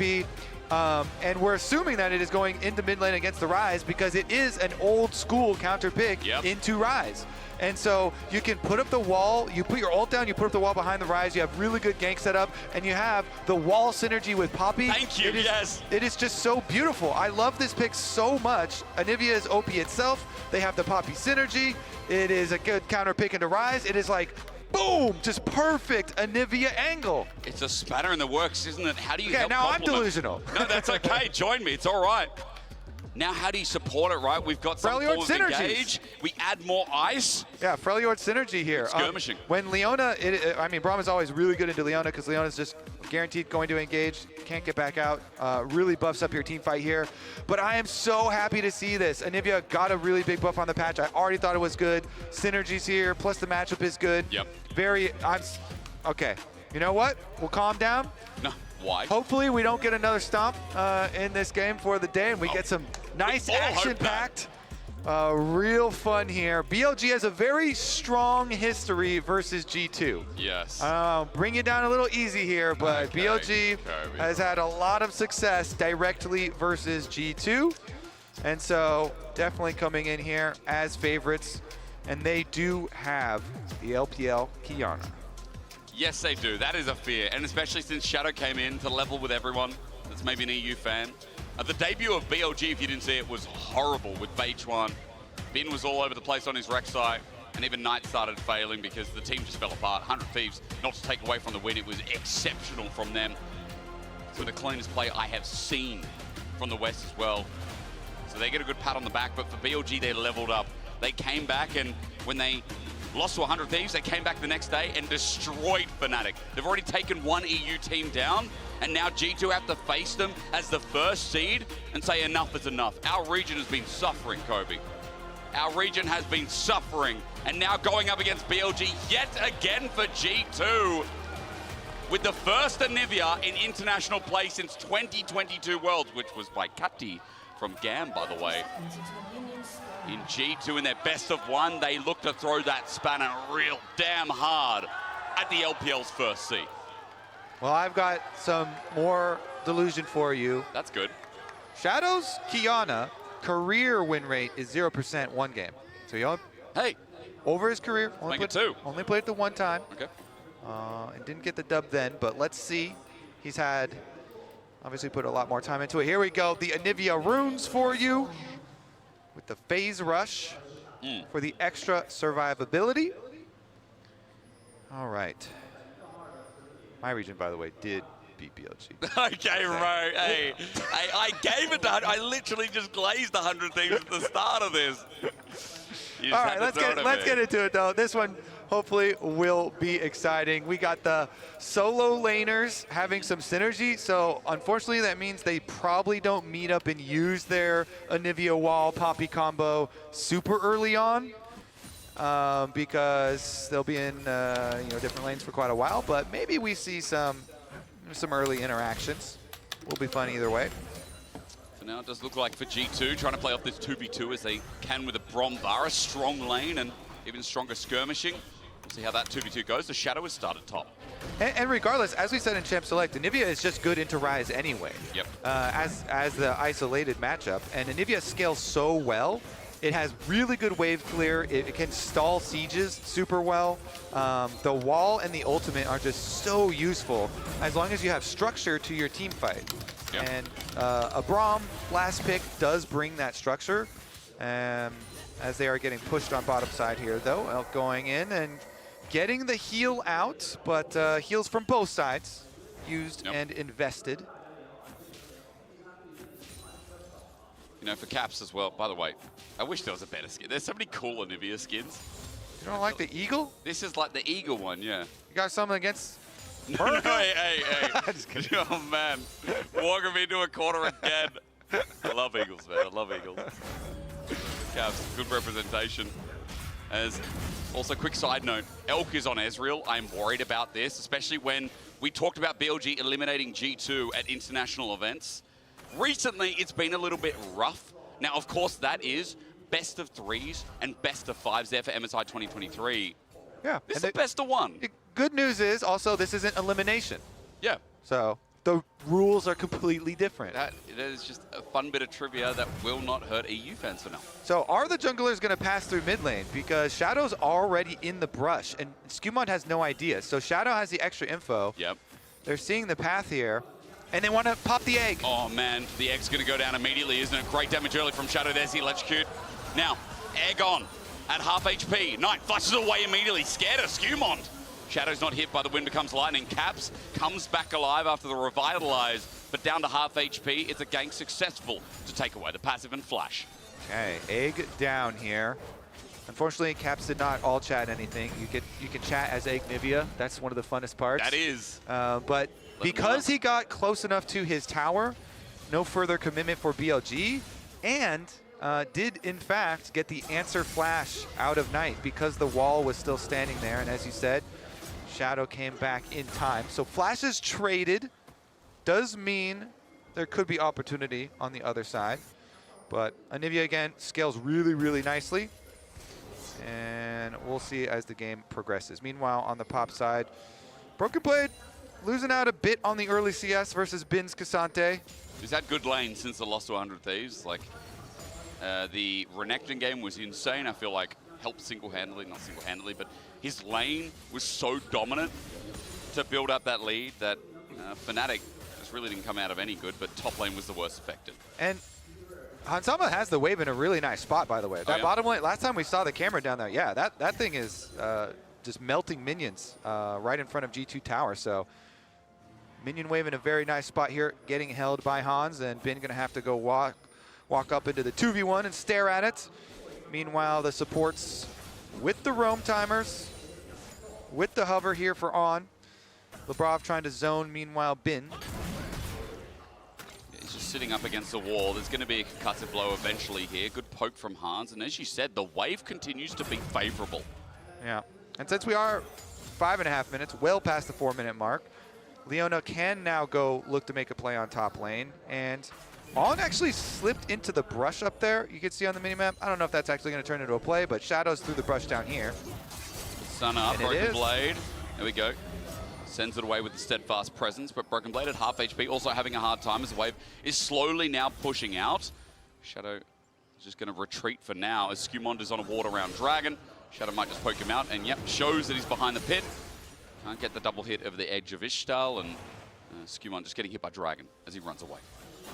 Most annoying of the dragons, the Ocean one with the slow, but shouldn't be very problematic at all since they're in the lane swap, and G2's bottom lane is here.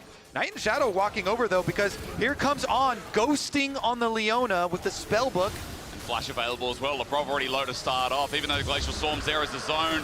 Missing of the Zenith Blade is good, but Dragon is down. G2 get the objective, looking to get out, but the flash from Bin up against the wall has them all lined up perfectly with the stun. Gorgeous, beautiful. Bin getting poked on out as Hansama sits behind range. Skewmon flashed in to die as he ran out as On now on top of the 80 carry. Under turret, it'll be enough. Hansama gets ranged out by Knight. All in a swift blow. BLG hop in as a Realm Warp. Under turret, he's ambitious, but into Anivia with no egg. BLG ascending it and claim the third kill for the unholy Knight. BLG send comes up successful here, and G2's re-engage. Hysterics, I think they were out. They re-engage, and it is into their own demise.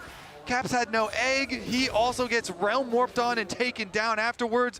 And just like that, over a 1,600 gold lead. Let's take a look at it. So on rotated over, he goes in for this. The Dragon already taken by G2 though. Then they heal. Bin goes for the flash play, but he's only level 5 on K'Sante. So even though he has his Q3, he gets chunked out, and they have to retreat from the Anivia. But then with the re-engage there, Shadow just instantly punishes them. The Qiyana there, huge punish from him as Skumon tried to go in, and the chase down kills from Knight, from BLG are huge, and they weren't even done with the first round of kills. Realm Warp on top of Caps' head takes out another one. And some of BLG's mishaps, I'm worried because Knight has been the most solid player. We come back to live, and even Ben setting up plays by himself with on attach. A kill over to the support. BLG 4-0 at 8 minutes into this game. That mistake is triggering a chain effect against G2. Yeah, Knight 3-0 on Rise. That is going to be very, very problematic. 7 top. All right, yeah, during our replay, we had On clears the ward, clearly. And Bin is level 6 nowadays, so Hans, yeah, just gets annihilated there. Nothing more to say. Bin just had level 6, gets his Q3, goes straight in onto him. Beautiful stuff from him to take matters into his own hands. And BLG so far ahead already. Sterix, are we going to get another stomp? Brother, don't say that. I'm not sure. All right. I'm going to be optimistic. I retract my statement. It's not even just my an question. EU caster. Well, I'm glad you did that. It's literally just as a caster here today, we have had stomp after stomp. It was like Gen G versus T1 in the last game. We had one fight, boom, done. Absolute done. And between mid laners, Caps needs to step up on this interview we talked about because Knight's already a big fish. Yeah. Quite a big C already. Flash away from the Flash Frost. Knight's out. These two mid laners are legendary. The best two from their respective regions with the most championships. And let's see if it ends up mattering. This Anivia pick that we got so excited for. Still hoping to see some of the Anivia Poppy interactions, some of the fun stuff later, but a sizable gold lead for BLG does make things much more problematic, a little bit more difficult here for G2 to execute their vision, let's say. The only optimism is that while that play went bad, they did get Dragon at the start of it, so yeah. The stacking objective neutralized a little bit. We'll see if that's cope or not, because in 1 minute 30, next Dragon comes up. There's a Hextech, and this BB just gets poked out here in the bottom lane. Trisha Barrage, hang on, avoided narrowly, On still there. He's going to try and stop this back as the next wave's going to come in shortly. Standing there, okay. BB just has to wait for On to get that Shield of Daybreak. Now getting a little bit of poke in as well. Turret is whittling down here with a plate already taken, and BB forced to stick around for the wave. Yeah, at least he's not in danger of getting dove. I mean, On went in, just stops him with his Q, so without the Q then for the actual dive, they're not going to do any sort of dive action. Let's see how many minions on top side, though, he misses out. Honestly, with Teleport, I don't think he's going to miss anything. Yeah, so not too shabby there from Broken Blade, not too bad in the end. He's caught up on CS earlier on. We're talking about Bin just maintaining about a 10-15 CS lead in the first 5, and there's been a lot of chaos, but Broken Blade's caught back up.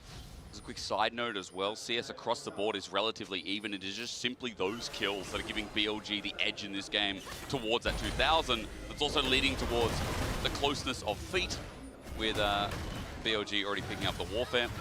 Top lane is going to battle it out, but Kobe, I see a Dragon, 10 seconds till it spawns. And maybe BLG, if they have this one in the bag, they see Skumon backing. That's good info. Certainly is. Teleport right back out for the Rise here. Maybe they do want to try and catch someone. I mean, Labrov does get vision behind the Dragon as well as through Tri-Brush, so they've got nice little setup here, and Sundered Sky is completed. So Skumon's recall. Ooh. Identified Shadows here as well. Sees Labrov, blasts him away. Dragon still the focus. Camping on Brush, but it's on a ward here, so going to be a little bit dangerous. I like this walk down from Broken Blade. They're bringing Poppy here since they don't have Teleport on Broken Blade. They're walking the Poppy over. Maybe we do get to see this G2 team fight. Yeah. Very structured. Their front to back is super strong despite the early gold deficit. should be able to force it here, and they do. Wait, the teleport flank from Bin. Going to be late, so Dragon picked up, but maybe it happens again. Weird ult from Shadow, not a good one. With the Glacial Fissure down as well, it enables the first kill for G2. Bin now, his angle is great, but he misses the Natofo, so no slow. Stunned up, the concussive blows are re-engaged. BLG went too far. They're punished by G2. Hans the Mummer of Bin with a double. That was a terrible engage from BLG, and G2 aren't even done. He's against the wall, he's against the wall with an Anivir as well. The Flash Frost out, the stun, the Glacial Storm layers down. Knight's gonna stick around for a little bit longer, and G2 come alive. There we go, G2 is gonna be able to execute this comp after all. 2 dragons to their name, Shadow's coming to chase afterwards, but they try to engage right into the Braum. It just puts up Unbreakable there, and then Bin still tries to go for it after they had already failed the initial engage, and G2 are right back in it! And they got the gold back that they lost before in the previous trade, and the Dragon, Kobe, as we look at BLG trying to start a late fight. Yeah, this one is definitely a very poor engage right into the Braum. Just as the ultimate there, LeBron puts it up, throws down the ultimate, they immediately delete Leona. Bin still tries to make something of it though. Knight you see walking around the back of the Dragon Pit, so they're so separated, plus they have already lost Leona, that it is a double kill for Hans Sama. G2 popping off, that's gonna give the hope right back. No delusion necessary. No. That's real. And Caps as well, why he wasn't able to pick up a kill, he minimized the gold a little bit. Plus you just saw the combo, even though it was a wall already pre-existing, Kobe, like the CC chain when Broken Blade has ult, when Caps is able to land Flash Frost as well, that Q, how good the CC actually looks and how hard it is for BLG to move away if they get picked. Okay, well, we rotate the Lethality Varus into mid lane here. Ghostblade finished, so very good position for Hans at the moment. Off those 2 kills, just spam clear wave, remain fairly safe. A lot of vision around mid lane is in BLG's favor though, so you have to be a little bit worried about Qiyana plays. Shadow here is actually looking for one of them at the moment. Solar Flare slows Hans Sama down. He cleanses. Scared as well as Shadow comes into range. So Hans Sama down a Summoner, with the engage now following up with On as well. It's a Wind of Spider or a Glacial Fissure. Either way, it's a dead Ice Man. Hans Sama left alone. Skumon covering the bases, but a great pick from BLG. Yep, there they go. They delete the Braum this time around. Bottom side got pushed in though, so G2 have the wave into the bottom side, and the rotation up here for BLG means they're just gonna drop that wave as Knight is hovering around for a repeat play. Is Knight looking for? Oh, Skumon went in deep for that. He wanted Elk with the Wind becomes lightning. On is just continuously punishing and sending out Zenith Blades on this 100% KP Leona. So BLG with that, congregation of 4 people. Wait. Bin ulted. Oh, unstoppable though. The W stopped in BB. Solo killed Binny Boy. G2 are following this up. They've got the adrenaline rush now as On is close to dying himself. Lebrov sitting on the Mega Blast Cone. He'll take it under turret. Flash away. Knight matches it. Punishes him. Lebrov went too far and Knight caught him well. Oh, BB gets the solo kill onto Binny Boy up there with the Poppy. 2-0 now. G2 just run BLG off the map. Opens up the Herald as well. There have been some really good punishes and a really good bounce back here from the EU First Seeders. Broken Blade denying a whole family of minions.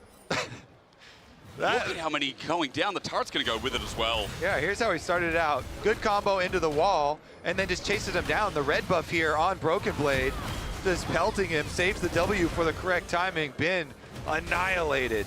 And then they also got the chase down on the other side here. On flashed away, but... Fighting again, I think we are. Caps almost caught out. He's got the Ignivir available, and it might go down quickly as Knight has cornered him. Good Flash Frost as Lebrov tries to get his mid laner out, but in front of 3 members of BLG, there is no resurrecting now. Knight gets the other kill to help with the True Shot Barrage. 4-1 continues to scale. And G2 still, despite the success that they had in the last couple of plays, have to be careful, especially skirmishes through jungle. You do not want to fight through jungle versus Ryze and Qiyana here. The pickoff for BLG, quite nice. Leona, long range ultimate is always very annoying to deal with. So Ignivia now down, so no extra egg defenses for Caps, plus going down, giving that extra money over to BLG. The UI with a Dark Seal, by the way, right next to a tier, just 4,285 stacks of tier. Imagine if those were all Dark Seal stacks. He's got 6k AP. Yeah, Knight's not quite that strong. He is strong. He's strong, but he's not quite that strong. So anyways, back to the dragon stacking here for G2. This is going to be really early dragon stacking for them as well, because as you critically pointed out, even though the first skirmish around dragon ended up going poorly for them, they did get the objective to start it out, and so it is going to be a very early Dragon Soul, albeit a Chemtech one, which honestly, Chemtech Soul versus a Qiyana, who's is a lot of burst, is, you know, can be quite nice. More survivability for this, you know, Braum, Poppy, Anivia squad. Yeah, the bruisers, the tanks, like, I know we're having a big conversation with Orcs yesterday watching the games, but champions that can really thrive below that 50% mark, and I feel like Xin Zhao is one of them. Poppy, as you said. Yeah. So not the worst soul, and especially the individual stats that are going to come out here for G2 with 3 now adding a pressure point on the map. Like that dragon stacking has given them a lot of life in this game. Let's see, BLG attempting another bot side play, but they walked over Vision to get here. So G2 already getting their counterplay ready. Broken Blade's not letting the wave crash. The presence currently steadfast as BB runs out of the cooldown, and Shadow spotted out here with Scumon's discovery, and it's just about getting themselves some vision. Arakan is on this bottom side this game, so G2 are hovering around in mass, trying to get some defensive vision so they don't get shut out of the area. Poke damage going down from both sides here. Slow shot from Hansama on that side. What? Anivia farming top with no teleport at the moment, so G2 just have to be calm, collected, focus on the minions. You do not have a timer right now. And Braum defense is very good. Yeah. So Caps is able to finish up the wave on top side, get his reset off, and no further blood, although there will be stone taken, as Knight will grab the tower for himself. And the Ryze will become a problem, Hysterix. The split push for Ryze later. Although it might be hard to navigate team fights, again, into Braum, Anivia, Poppy, Xin. Lots of annoying frontline to deal with, so I think BLG should really index fairly heavily into their side lane prowess. Really leverage the split push advantage that they do have. True. Because you ain't never getting through mid-wave if there's an Anivia there, if I can speak properly. Hans has constantly been mid. It's usually surprising. I feel like Anivia is one of the most set up a camp and never leave kind of champs. A nest, if you will. A nest would be so much more relevant. Protect the nest. That is an eagle. You're right. Egg's not up as well, so nothing to leverage there with the passive as Arakan just spawned. Again, down this bottom side, Labrov is clearing out vision, dropping some of his own, and G2 are currently pinging, holding the river right now on this important objective, trying to make sure they see the approach from BLG. Labrov playing it by the curtain here, but as On clears out the ward, G2 currently hold river, White Dark. See how they move their way in. Mid priority first for G2, that's good. Push the wave. Bottom side priority might be a little bit more difficult to get. Caps is currently pushing in the wave at the moment, but the tri-brush is dark, so BLG have to be a little bit careful if they approach. Bottom side tower is already dead even before Herald. And Otacon started up. So G2 with really good positioning here. And the Otacon's getting burned down, but Caps gets engaged on. He's got an egg, so he wants to bait it in, but as he flashes in, he gets into the Herald. The escape mitigated, though. With the Herald dropping down, Caps goes into the egg, but it's all for the Otacon. It's all here in front of G2's eyes. Caps will be the sacrificial lamb, and with a Realm Warp coming in, G2 are already away. Elk can't catch up, nor can Knight, and therefore G2 will take the ultimate sacrifice as a win. Caps, the distraction eagle, is effective. He flies into the face of BLG, knowing it is a one-way ticket. Well, he was kind of hoping that it was going to be a Herald out ticket. He almost got out if that Herald wasn't low. Yeah, very close, hoping that it was going to be a Herald out ticket, but even with the sacrifice and not being able to get out, still acquiring the Otacon here for G2 and that permanent power. The replay again, because, yeah, it's at 3K here. Imagine if it was a bit healthier. Operation Sacrifice Eagle. He flashes over, is able to get inside, but it immediately goes down, so they collect him. Regardless, though, G2 calculated in sacrificing to be able to get the Otacon and get out. Let's get it out and get out again. Just love it. Get out. Get it out. Get in, get back out again. Yep. As we do, Otacon though, permanent buff here, a lot of petals for G2 as well. See if the split push does become an issue though, because they do still have the extra teleport on Bin, even though Knight is using his currently to get back out. What is Shadow doing? Dying. He just jumped into EU, said, do you remember me? Well, now we will. On as well is going to get stunned up as G2 have found him over the wall in front as well. Knight flashes out. Shadow decided to be ambitious right in front of 5 members. Yeah, that's going to be Dragon Soul, Hysterics. I mean, yep. that is not the way that we envision the Dragon Soul fight going, but G2 will take it for sure. Shadow jumps, one-way ticket right over the edge there. Soul. G2 have just taken Soul. And they may have taken a headlock on this game. Elk with a red buff can get a little aggressive, but Chemtech Soul picked up here for G2. Now, they do have a control word inside this brush, but I mean, jumps right into the Poppy. The Broken Blade says welcome, and the rest of the team says goodbye. Nivea Wall does get more flashes out as well. Knight gonna have to use his, which does reduce the effect of the possible split push that they were gonna try and leverage. They're still gonna go for a side lane play. There is help from Skumon though. Needs a little bit more than that. Broken Blade is tanky. 3 members, BLG committing a teleport as well, but Broken Blade's bought so much time. He's got Sundered Sky. He can heal up with a Hammer Shock as well as Skumon comes in. The ulti finally connects. Skumon has to pop his too, but a shutdown over tonight is a good start for BLG. Elk just pressed E over the wall, and now a new one erupts with the ice splitting between BLG, but Baron's up in a minute. It will be 40 seconds for Broken Blade, and BLG still aren't out of this game yet. I mean, we're gonna get a really quick Elder Dragon in this game because Soul was taken so quickly too. So we're gonna get some more excitement, Hysterics. Like very powerful buffs are arriving to the Rift very quickly here. Red buff is already taken. Baron arriving in 30 seconds. Elk getting ulti. No, rather it's onto Knight. Again, the wall's up and available. Bit of Frostbite added. Flash Frost onto Elk. He cleanses. Meanwhile, the bottom side of the fight is Shadow and the rest. And On's not going to get out of that one. Realm Warp to save Knight's life. Elk Arcane shifts away as well. And Shadow's getting poked out between Hans, between Caps. So many projectiles. And there'll be a few more chasing Knight down. Concussive blows so close to ticking. But a Mega Blast Cone gets Knight out of the way. But Elk is far up in the lane. Another target now found. An Arcane shift. And maybe a flash coming through. But from an angle, Broken Blade shows up and sends BLG into the dirt. G2, it's Baron o'clock. Yep, and that's gonna be pretty easy for them to get unless Shadow came up with some heroics. I mean, you are getting On's teleport out to mid lane, but there's not much he can do about it.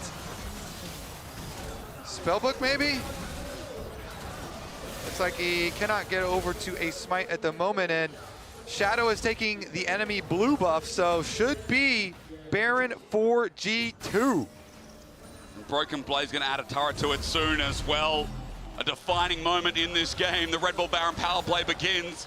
We only just got the Mastercard Priceless moment in the Soul, by the way. So now with Soul, now with Baron, the early Elder you talked about. Well, gold is still in BLG's favor somehow. G2 have the tools to make this game a win and beat down BLG, much like 100 Thieves did. It might just be the start of a tournament for the West too. And BLG are gonna quickly be faced, if they lose this game, with the possibility of elimination already from World 2025. I mean, G2 are certainly looking like they're gonna push them there with the Baron buff plus the Dragon Soul. It's a good point about the gold though. BLG still capable of fighting this Elder Dragon fight. 2.5 minutes.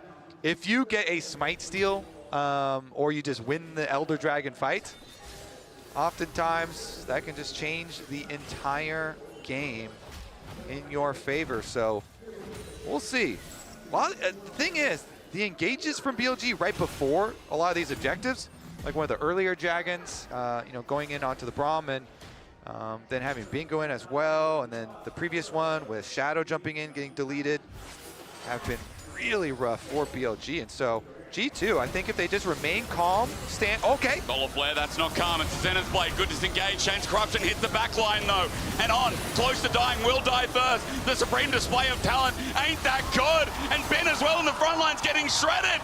G2 believe, and so do Europe. They're seeing the end. They're seeing the wall. The combination's there. A triple about to turn deadlier into a quadra for Skewmon, who has been riding EU high this whole damn year. G2, they're gonna finish it right now. Hysterics, Baron, Buffo, and they can push for the win. We didn't believe. We said today was a stomp that the 1-1s were just letting us down. 100 Thieves did it, so we asked, why couldn't G2, the first seed of EU, is on his court and he's fountain by a damn ice wall, brought out this Anivia pick, brought out a wild card, and in true Caps fashion, he does not let us down. G2 are going to move to 2-1, and China is upset. BLG in the dirt again, and G2 freaking did it.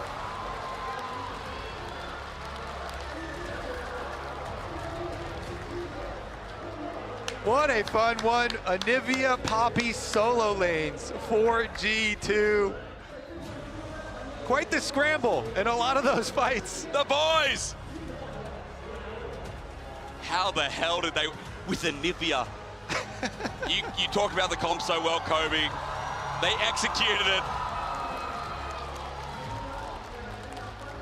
Man, that guy on Anivia on the other side of the break, we will hear from Han Sama, who also had an exceptional game. But for our final best of one of Worlds, between 100 Thieves and Hum Alive, Kobe, I'm going to start believing in them too. Let's go.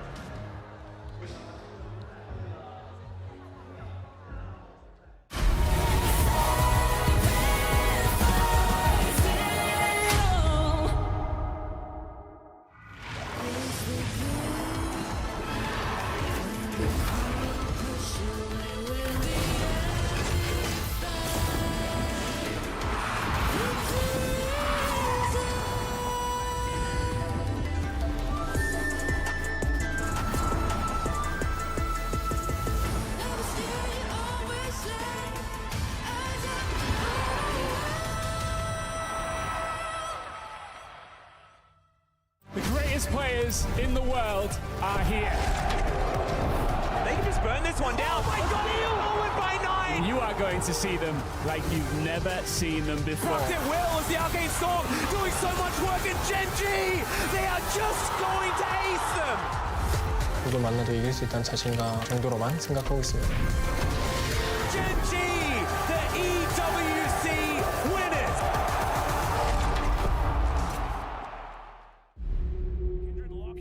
Drake is now Doran, decent position, double break down my walls, but I won't rise again, cause I stand tall in my environment. How could I ever close my eyes and stay silent since they try to take me down with their violence? Oh, they go back in, Bishop flashes in, and down goes Knight!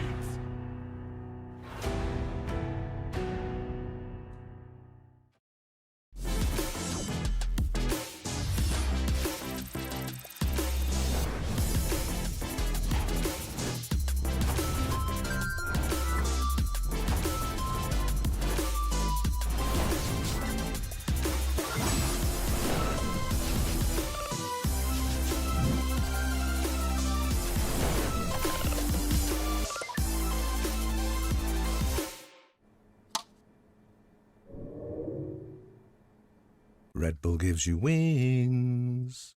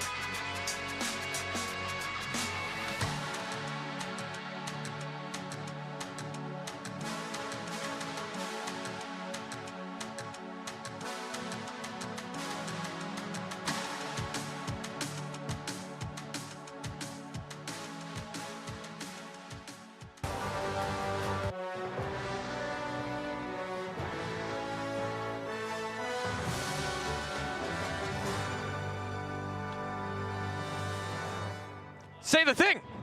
The delusion. It paid off. Reality, Hans. It finally paid off. Steven. Actually, I'm so sorry, Hans. This is disrespectful. Get the trash out of here. Get that trash out of there. You've given a whole region just a tiny bit of hope. It's only a best of one. Is there anything you want to say?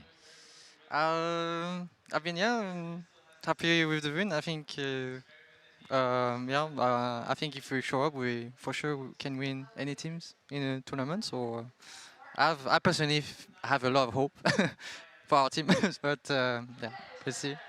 With the history of how BLG against G2 has gone in the past, was there any like nervousness going up against them?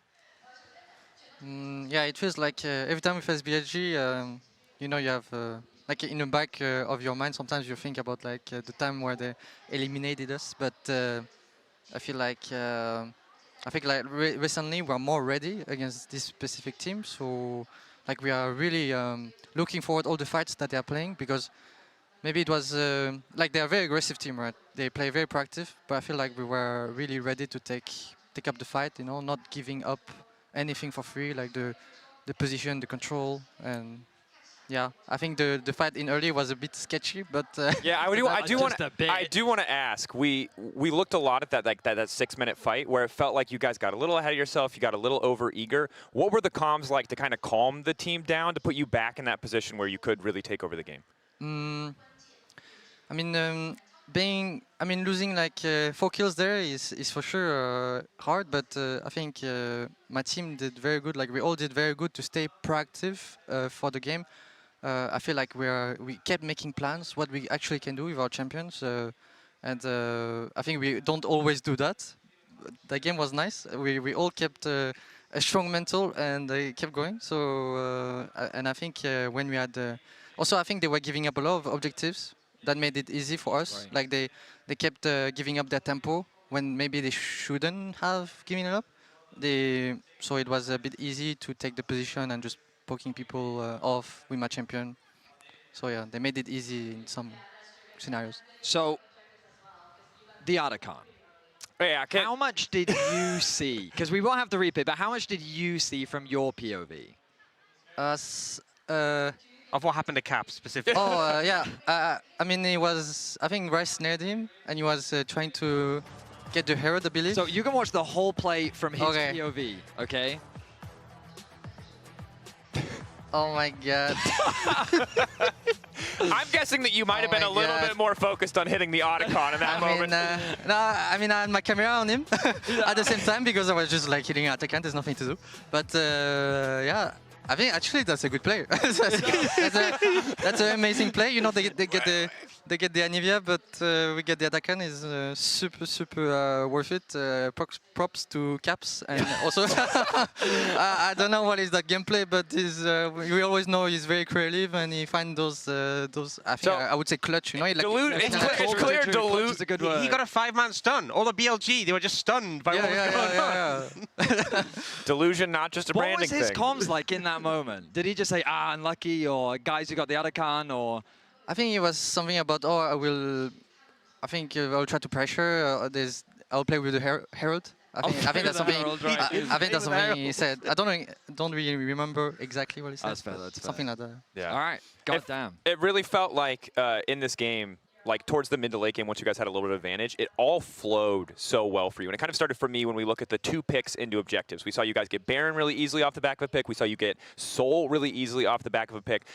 Again, just curious what was going through your head across those 2 moments, because you were finding these angles so consistently. Other than that early game fight where it felt like you guys fumbled a bit in 1 or 2 picks, you guys were totally on the ball catching out BLG. I mean, I just think that they were overextending a lot of their plays. I feel like some of the plays they had the higher end. They could just like play with more small victors.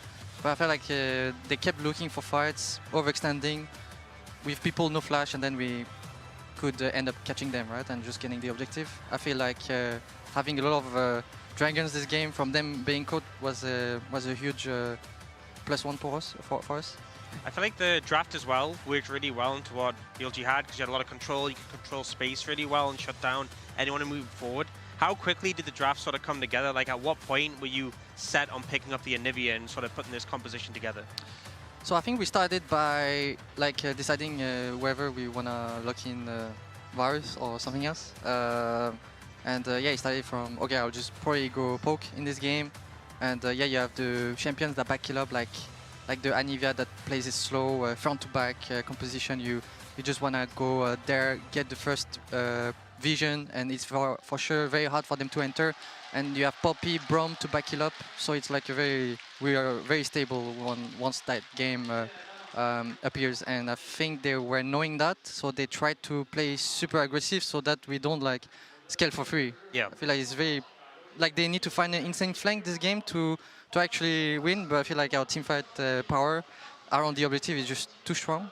And yeah, it was easy to see. Yeah, they lock in right, just go Anivia, and then just play this front to back composition. And who do you think was the MVP of the game for you, from your experience in POV? MVP of the game? I mean, I'm not sure. I mean, I think Caps brought a lot with this Anivia player, actually. Like, just getting Atakan for free like this is such a big value. So smart. And also, yeah, he brought a lot of good balls in the game, and we did like the Poppy E-ing after that. Yep. So yeah, but everyone like played super well from behind. Like being 0-4 is really not easy against a PL team like BLG. But we came back, right? We all stayed focused. I wanted to ask, what were the comms like when Broken Blade got the solo kill on a bin? How hyped was he? Actually, I don't remember. To be fair, I did pay attention. I don't know what I was doing, but you're probably doing your own business. You ignore top lane, as is your right as an AD carry. We all do. Did you even know he got a solo kill? No, I mean, I did pay attention. Right, good job to you. Nice, let's go.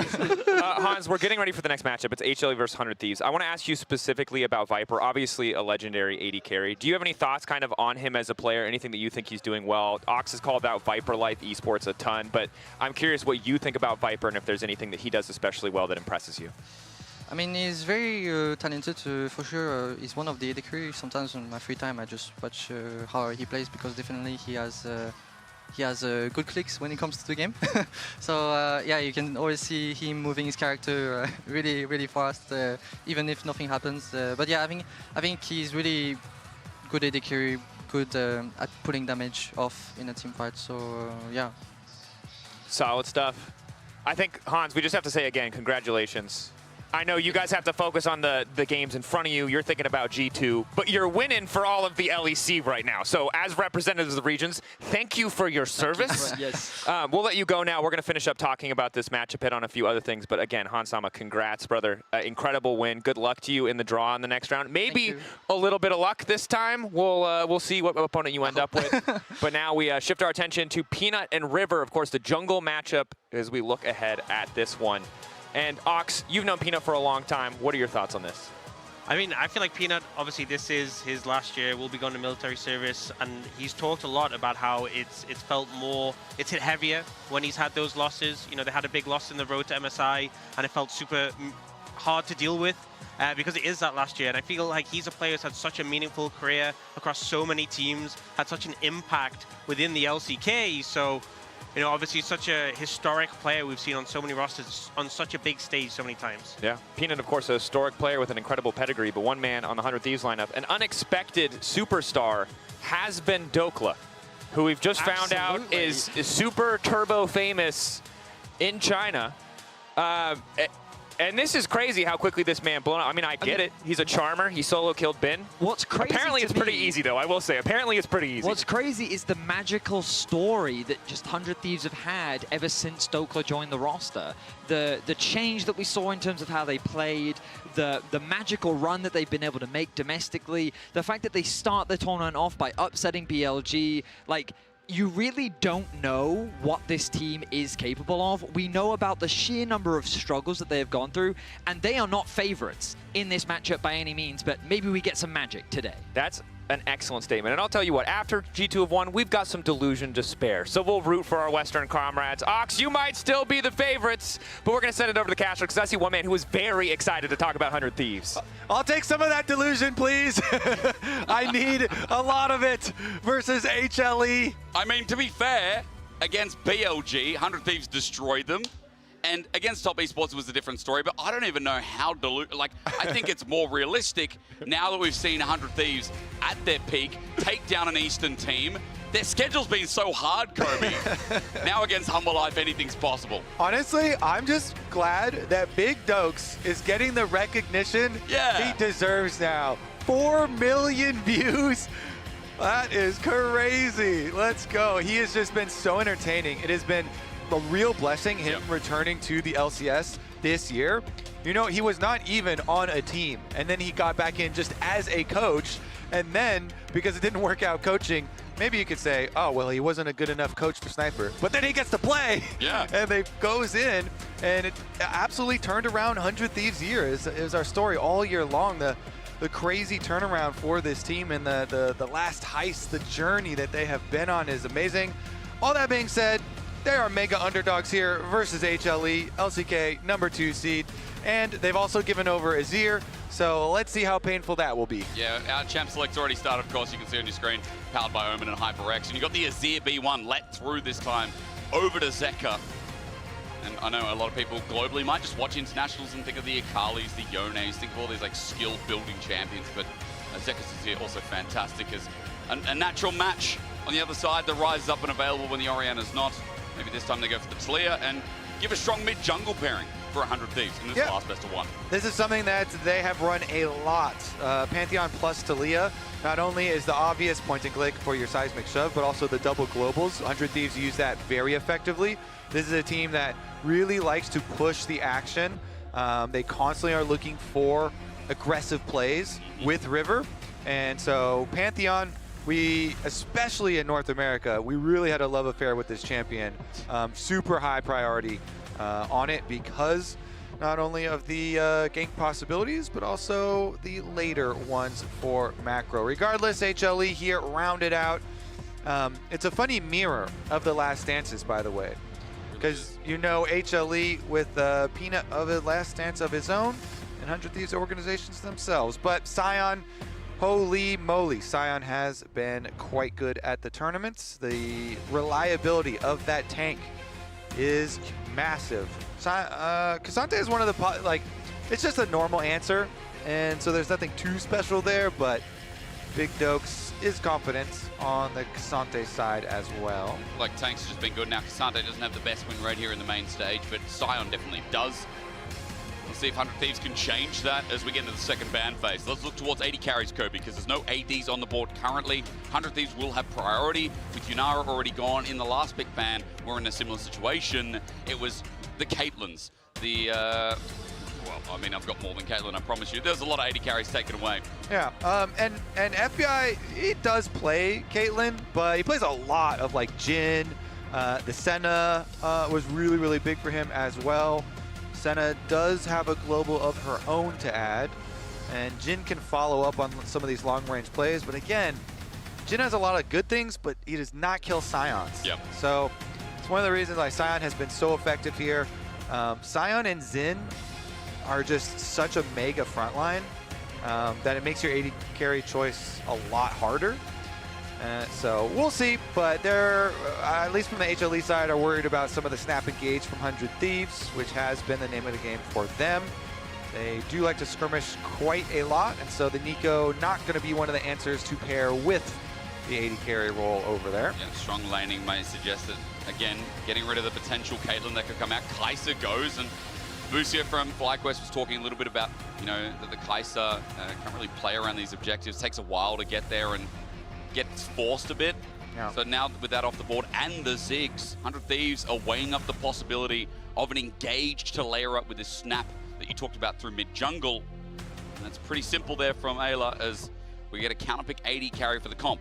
Humble Life to show. Yeah, and Alistar has been Ayla's most played, of this split.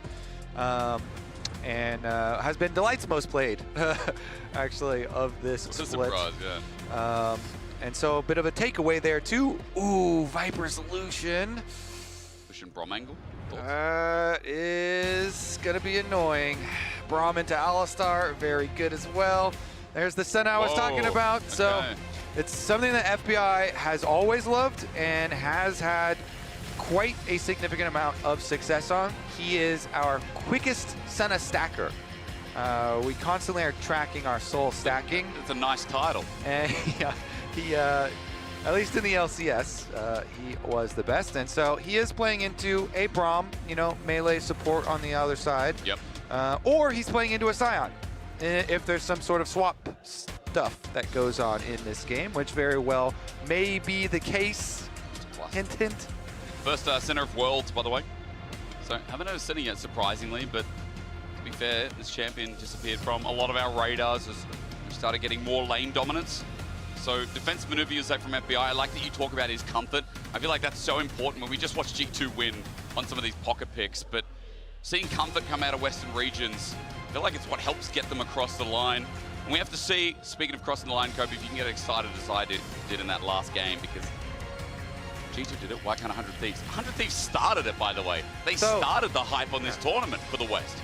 Yep. Both of them taking down BLG. HLE are quite a different beast, though.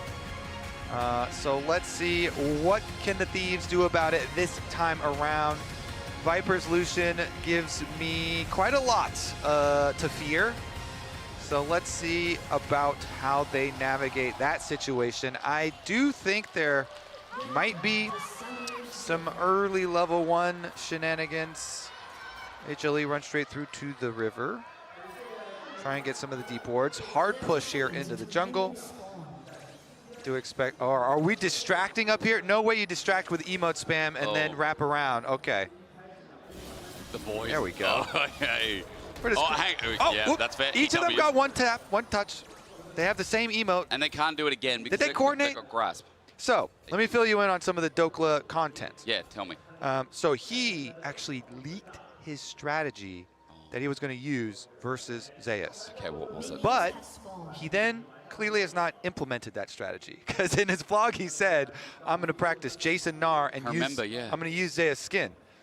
But I don't know, maybe the coach overruled him or something, so didn't actually come up with that strategy. Poke from Quid, though. Well, maybe we'll hear from Dokla in a vlog after this series about what happened there. Next one will get 6 million views. Peanut and Viper starting the invade here. Viper will be heading top, but on a ward, so they know Raptors is the start. That's what we were talking about for the lane swap. It does come in. The split on jungle is actually defended here. And it's a Braum as well. So the natural damage is just great. And now you're going to get a bit of magic damage. Winter's Bite. Delight is currently soloing River as Ayla's coming to defend.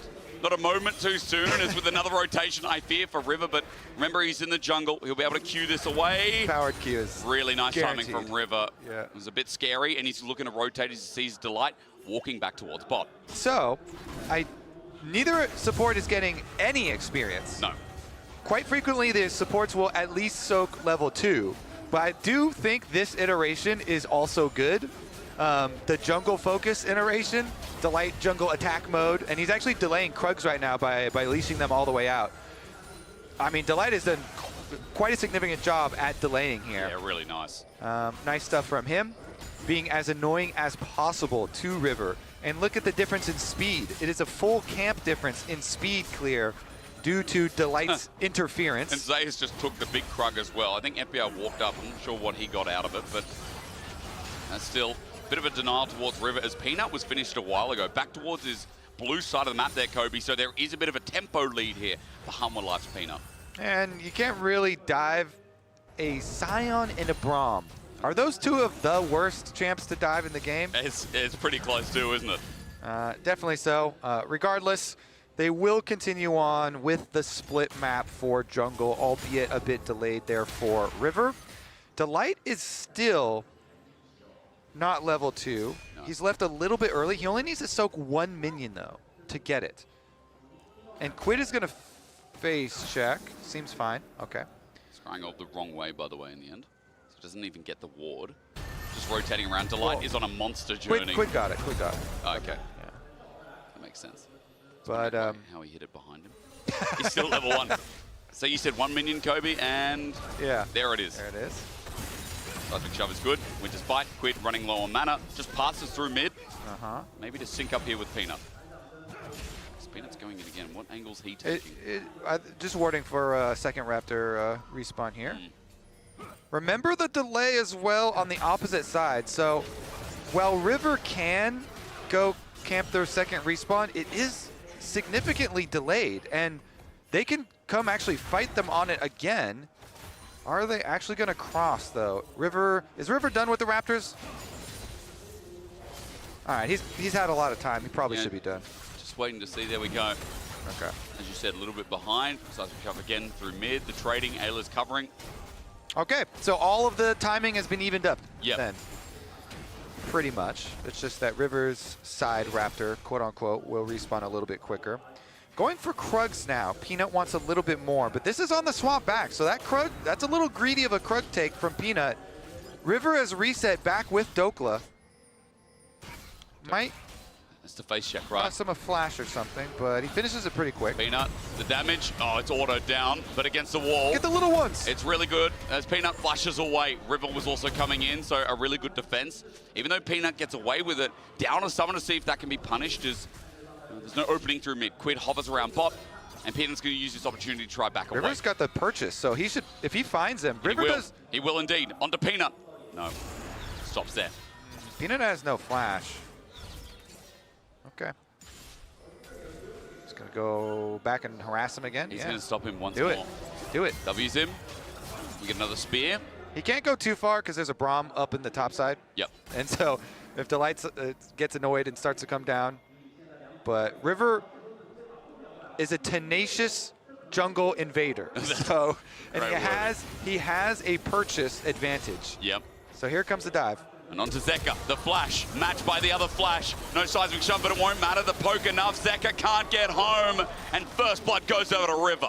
Oh, and there's no answer back either, even with the tower shots. All three flashes from 100 Thieves invested here, and it is successful. They push Peanut out the top side. They know that there's going to be no extra defense for Zeka on the dive because every other member of HLE is accounted for. So it is a surgical plan here from 100 Thieves, and they do get the kill. Enables a good reset timing from Quid as well.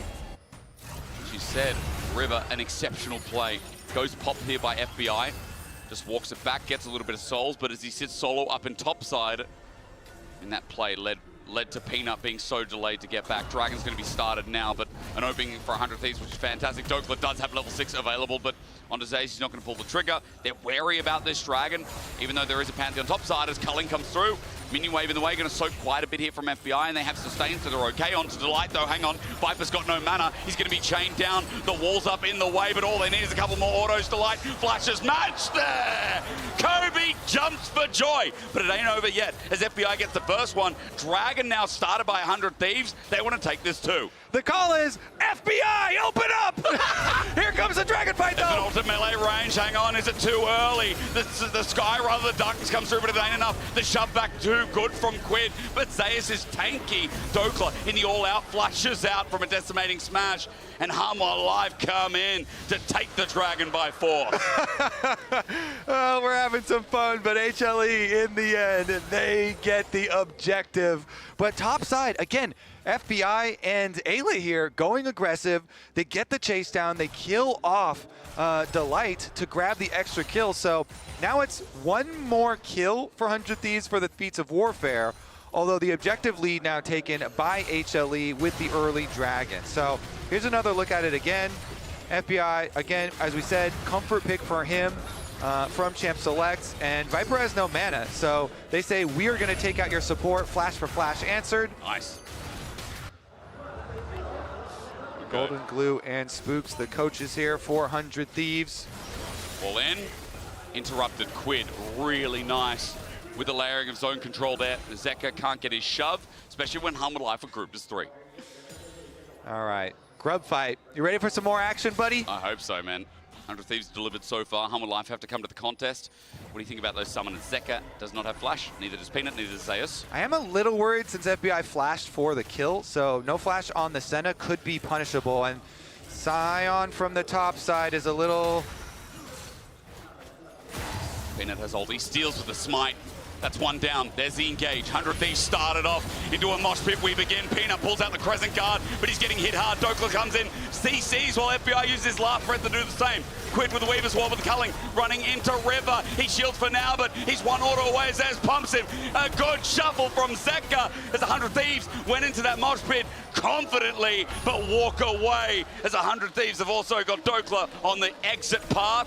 Hanwha Live going to take the rest of the grubs. Yeah, I don't think you want to go into a mosh pit versus a Scion and a Braum. No. And Dokla's got nowhere to go. Winter Spike, concussive blows. He gets stunned up. His Pathmaker won't save his life. Viper picks up the kill. And a 1.3k gold lead now amidst. The 100 Thieves, they scramble a little bit too hard here. So Peanut had upgraded 900 smite. By the way, River hasn't farmed as much, so his was only 600. So that's why they had backed off early. But Zeka and Viper, look at your screen. They arrive quicker, and they just immediately delete FBI, that Senna with no flash, and so it all goes downhill. Then the seismic shove actually was going to land on Viper, but Ayla went for an Alistar combo, and so then they didn't even shove him back, and it was just instantly in HLE's favor. Again, already when we were talking about the beginning, I thought that positioning was going to be very tenuous. 400 Thieves, the Senna who did not have flash from the previous play, and it's a good job by HLE capitalizing on that. With Viper and Zeka coming over from mid lane, immediately deleting him and getting the advantage for HLE. But the damage carried there, Zeus, again, if you're in a mosh pit versus Scion and Braum, it is always going to be really hard to get out, and you get a lot of value there from those beefy champs. Glad you caught that smite increase there. It's Peanut and River obviously looking towards that last dance. We talked a lot about it, especially with the 100 Thieves earlier on in the tournament, pulling up a big win against BLG. So much on the line for the organization. And versus Peanut as well, when, you know, I think a lot of people got emotional seeing him last time in Lald Park in Korea, seeing his potentially last ever Worlds. Hopefully, I mean, he could do the Maple thing and come back, but it doesn't look like it. Yeah, him and River both going, presumably, to military service. Yep. I'm still holding out hope that we could find River wife in the United States and and keep him, but we'll hold off on that. Probably the last dance for both of them and the organization of 100 Thieves as well. But this game has a lot longer to go, and after that last grub fight, it is now pretty solidly in control for HLE. They've got scaling Scion and Azir team fight. That is a recipe for success. And then they've got Viper on Lucian in mid lane with 2 kills already with the early Essence Reaver. So they just have so many options. It means that both your side lanes are very good with the Azir, with the Scion. Your mid lane is always under control because Viper can remain so safe with Braum protecting him. And you just unleash combo after combo. So 400 Thieves, they still need to just keep stacking up the Senna. Bro, River's got to get out of there. Does indeed. Wrong side of dodge. He's going to ulti out in Brush. Zeus also covered the Tri-Brush, so he had to do it. Last Cone also going to favor him too. As Dragon's up in 20 seconds, the River did manage. Did he get deep vision? No, actually, in the end. Hanwha Live controlled that sector, and it means that no flank possible here with potential TP from Quid. Yeah, not too many options, honestly, for 400 Thieves right now. I think maybe they don't even have the Pantheon ultimate anymore, so things are looking very good for HLE for the setup on Dragon. They already have preemptively the vision leading up to it. They do have teleport from top side for both of them, but here we go. Peanut's coming in as well as a double Glacial Fissure. Perfect layering of CC, but Ayla covering his 80 carry. FBI gets a heal up as Culling now follows in as Pursuit as well. Ayla's Unbreakable Will is down. Dragon's now up. And you know the differences between an Alistar with ult and no ult for a team fight. It is night and day. So even though Braum and Lucian ultimates were used. Wait, 100 Thieves is Dokla actually trying to pincer here? It's a fight. Decimating Smash tags him on the outside though. Swine's going to come down, and second Dragon hit for Hanwha Live. 100 Thieves are separated. As you said, Ayla with no ulti. As the lockdown on Delight. Peanut, Crescent Guards between 3, and it's just perfect. Zeka to lay her down as well with the cow sinking in first. Meanwhile, blocking is Delight so that no range can be a fright. The shove avoided as Zeka gets Quid's flash, but 100 Thieves once again are sent packing as they'd left to defend mid after the Dragon loss. Viper can step up like that anytime he wants as FBI is running low on the mana juice. Yeah, full control here for HLE. Ayla here with no ultimate, instantly deleted on the front lines. Yet Braum, again, is such a good answer to Alistar, and if you trade ults, can still operate equally as tanky with his Unbreakable since it's a basic ability. Regardless, Zeus also just walks away. So here we go, another look at it. Delight just charges in. Even with missing the Q, it doesn't matter. They force it. Peanut walks up, triple ultimate, even though he does get stunned, and the teleport comes through. The Alistar's already dead. Zeus there just drives the train straight down with the ultimate on Sion, and he had already completed his Sunfire, full item completed. Zeka does get the flash out of Quid, and HLE now with a very clear, easy way here to play out the rest of the game. Very straightforward with this super strong front line and the Azir Lucian carries. Well, highlighting Zeus once again, thanks to the Coinbase gold grind. Sion has just already done so much damage, 1600 ahead of Dokla. Big Dokes came in hyped up from an external perspective. But I will also say, against BLG, internally, standout player for me as well, especially on his Sion. As now with Iceborne, okay, that's something. The problem is, Zeus almost 2 items himself as Herald now spawns. The item advantage for Humble Life is quite evident. As you can see on your screen, an almost 2 item Lucian and Peanut with Sunder Sky starting off this Herald now. Yeah, and Peanut with his 1,000th international assist as well. Very nice. In possibly the final year. Rift Herald does go down. I have a feeling that Peanut will get some more assists throughout this game as well. HLE not done taking down champions. So currently though, split pushing, keeping the Sion bottom. Zeus just pushing away down there. Minion wave almost up to the tower already, and the Thieves have an eyeball. I mean, the Sion would take a long time to take down. Zeus recognizes the rotation and teleports out. The TP as well. They'll be demolished on a turret. And we'll just chill and wait with what seemingly could be a trade here with the push out in bot as well. I mean, it's trading versus single Taliyah pushing though. So single Taliyah pushing does not even... Probably not close. Yeah. Yeah.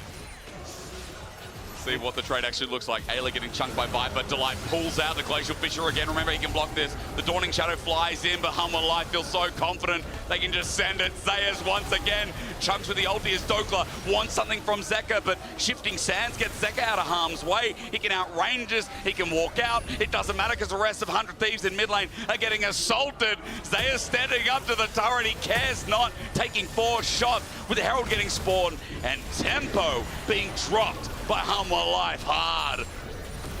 Oh. That hurt. Zeus just took a Mega don't Blast do that. That's mean.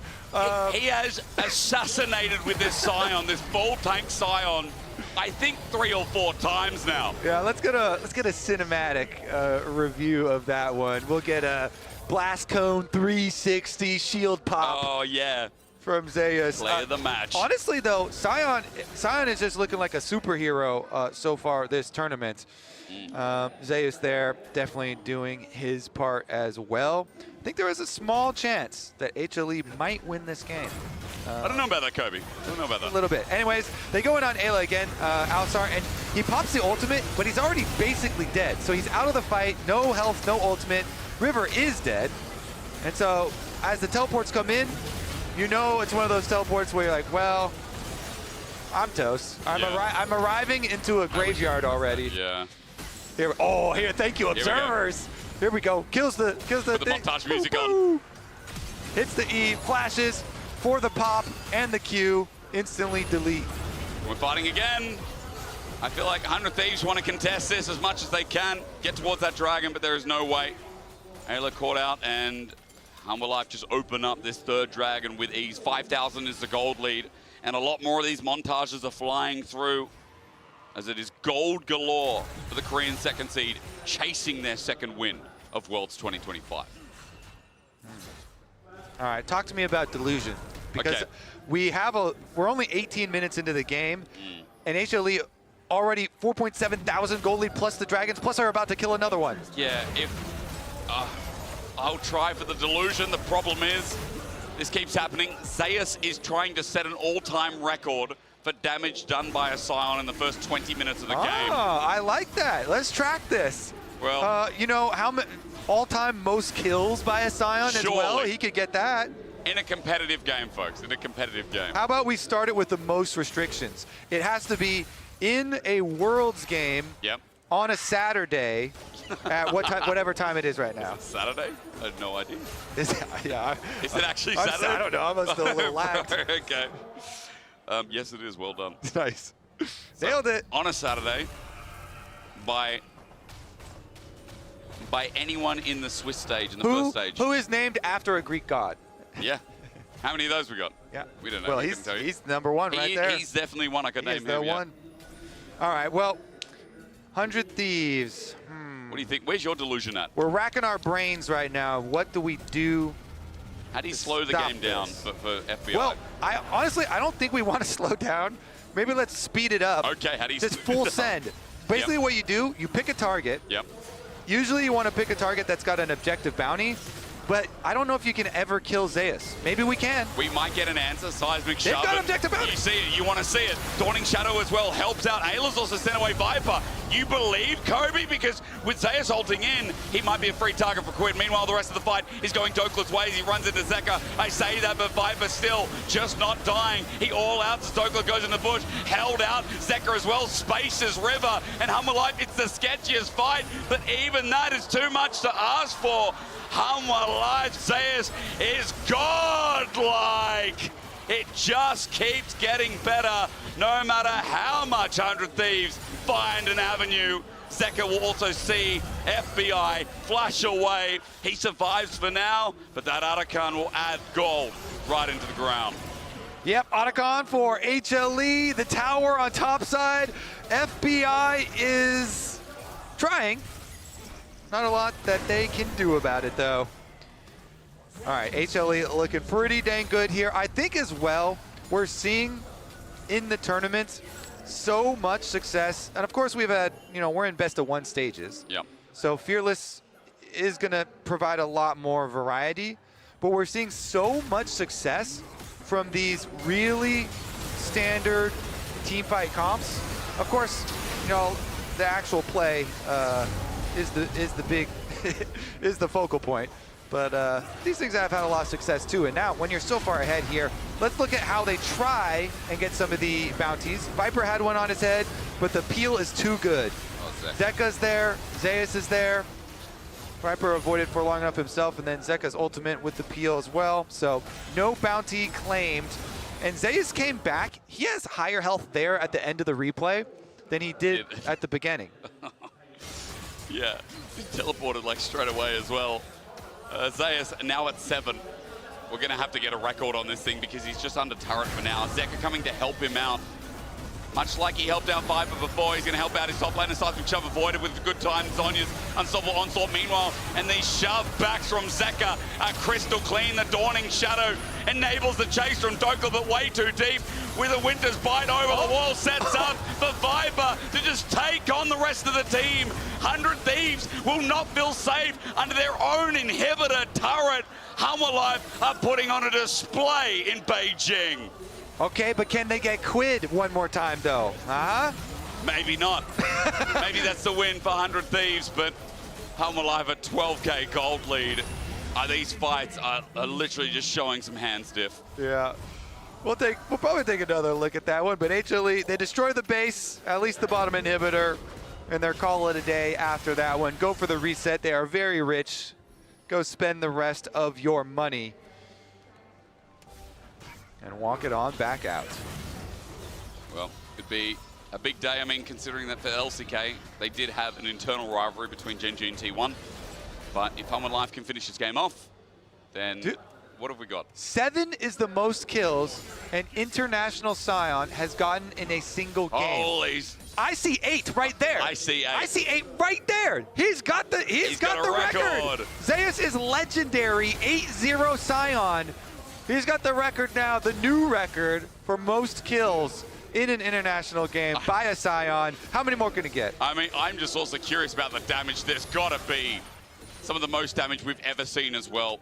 Zeus Can we get a Gamba in the chat for people guessing? Oh, yeah. What he's going to end with? What is the damage? I will say, the hardest part about him getting more kills is Viper and Zeka just taking all the kills. Yeah.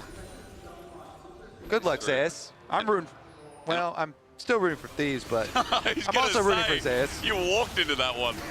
It's hard. It's a hard game for NA fans. There were some great moments at the start, but it's like Humble Life, these fights. Is he going to go 9? Getting better and Is he better. going to get 9? Looking for a decimating smash with Unbreakable Will. That Alistar dies to Delight. What are you doing, Delight? Zayas is here to set a record even further down as Winter's Bite again, concussive blows. Zekka's just ordering Attack River. And away and away and away he goes. Seismic Shove. Zayas is getting zoned out by 2 as Peanut takes down the enemy jungler. Another great ulti it would have been, but a Blast Cone saves the day. Meanwhile, mid is another great play for Humble Life, and Zayas is teleporting in. Kobe, a culling onto Quid. 100 Thieves tries they might. The might of Humble Life is just too much. Zayas is going to die eventually after taking 10 turret shots. But the LCK's second seed step up in a big way. Zayas sets an international record on Sion, and their Just Desserts are moving to 2-1. Humble Life big on the board. All right, well, that's going to wrap up today's Well, broadcast. we Thank you guys have for had watching. some Hopefully stomps you guys today. enjoyed. Domination. We certainly have.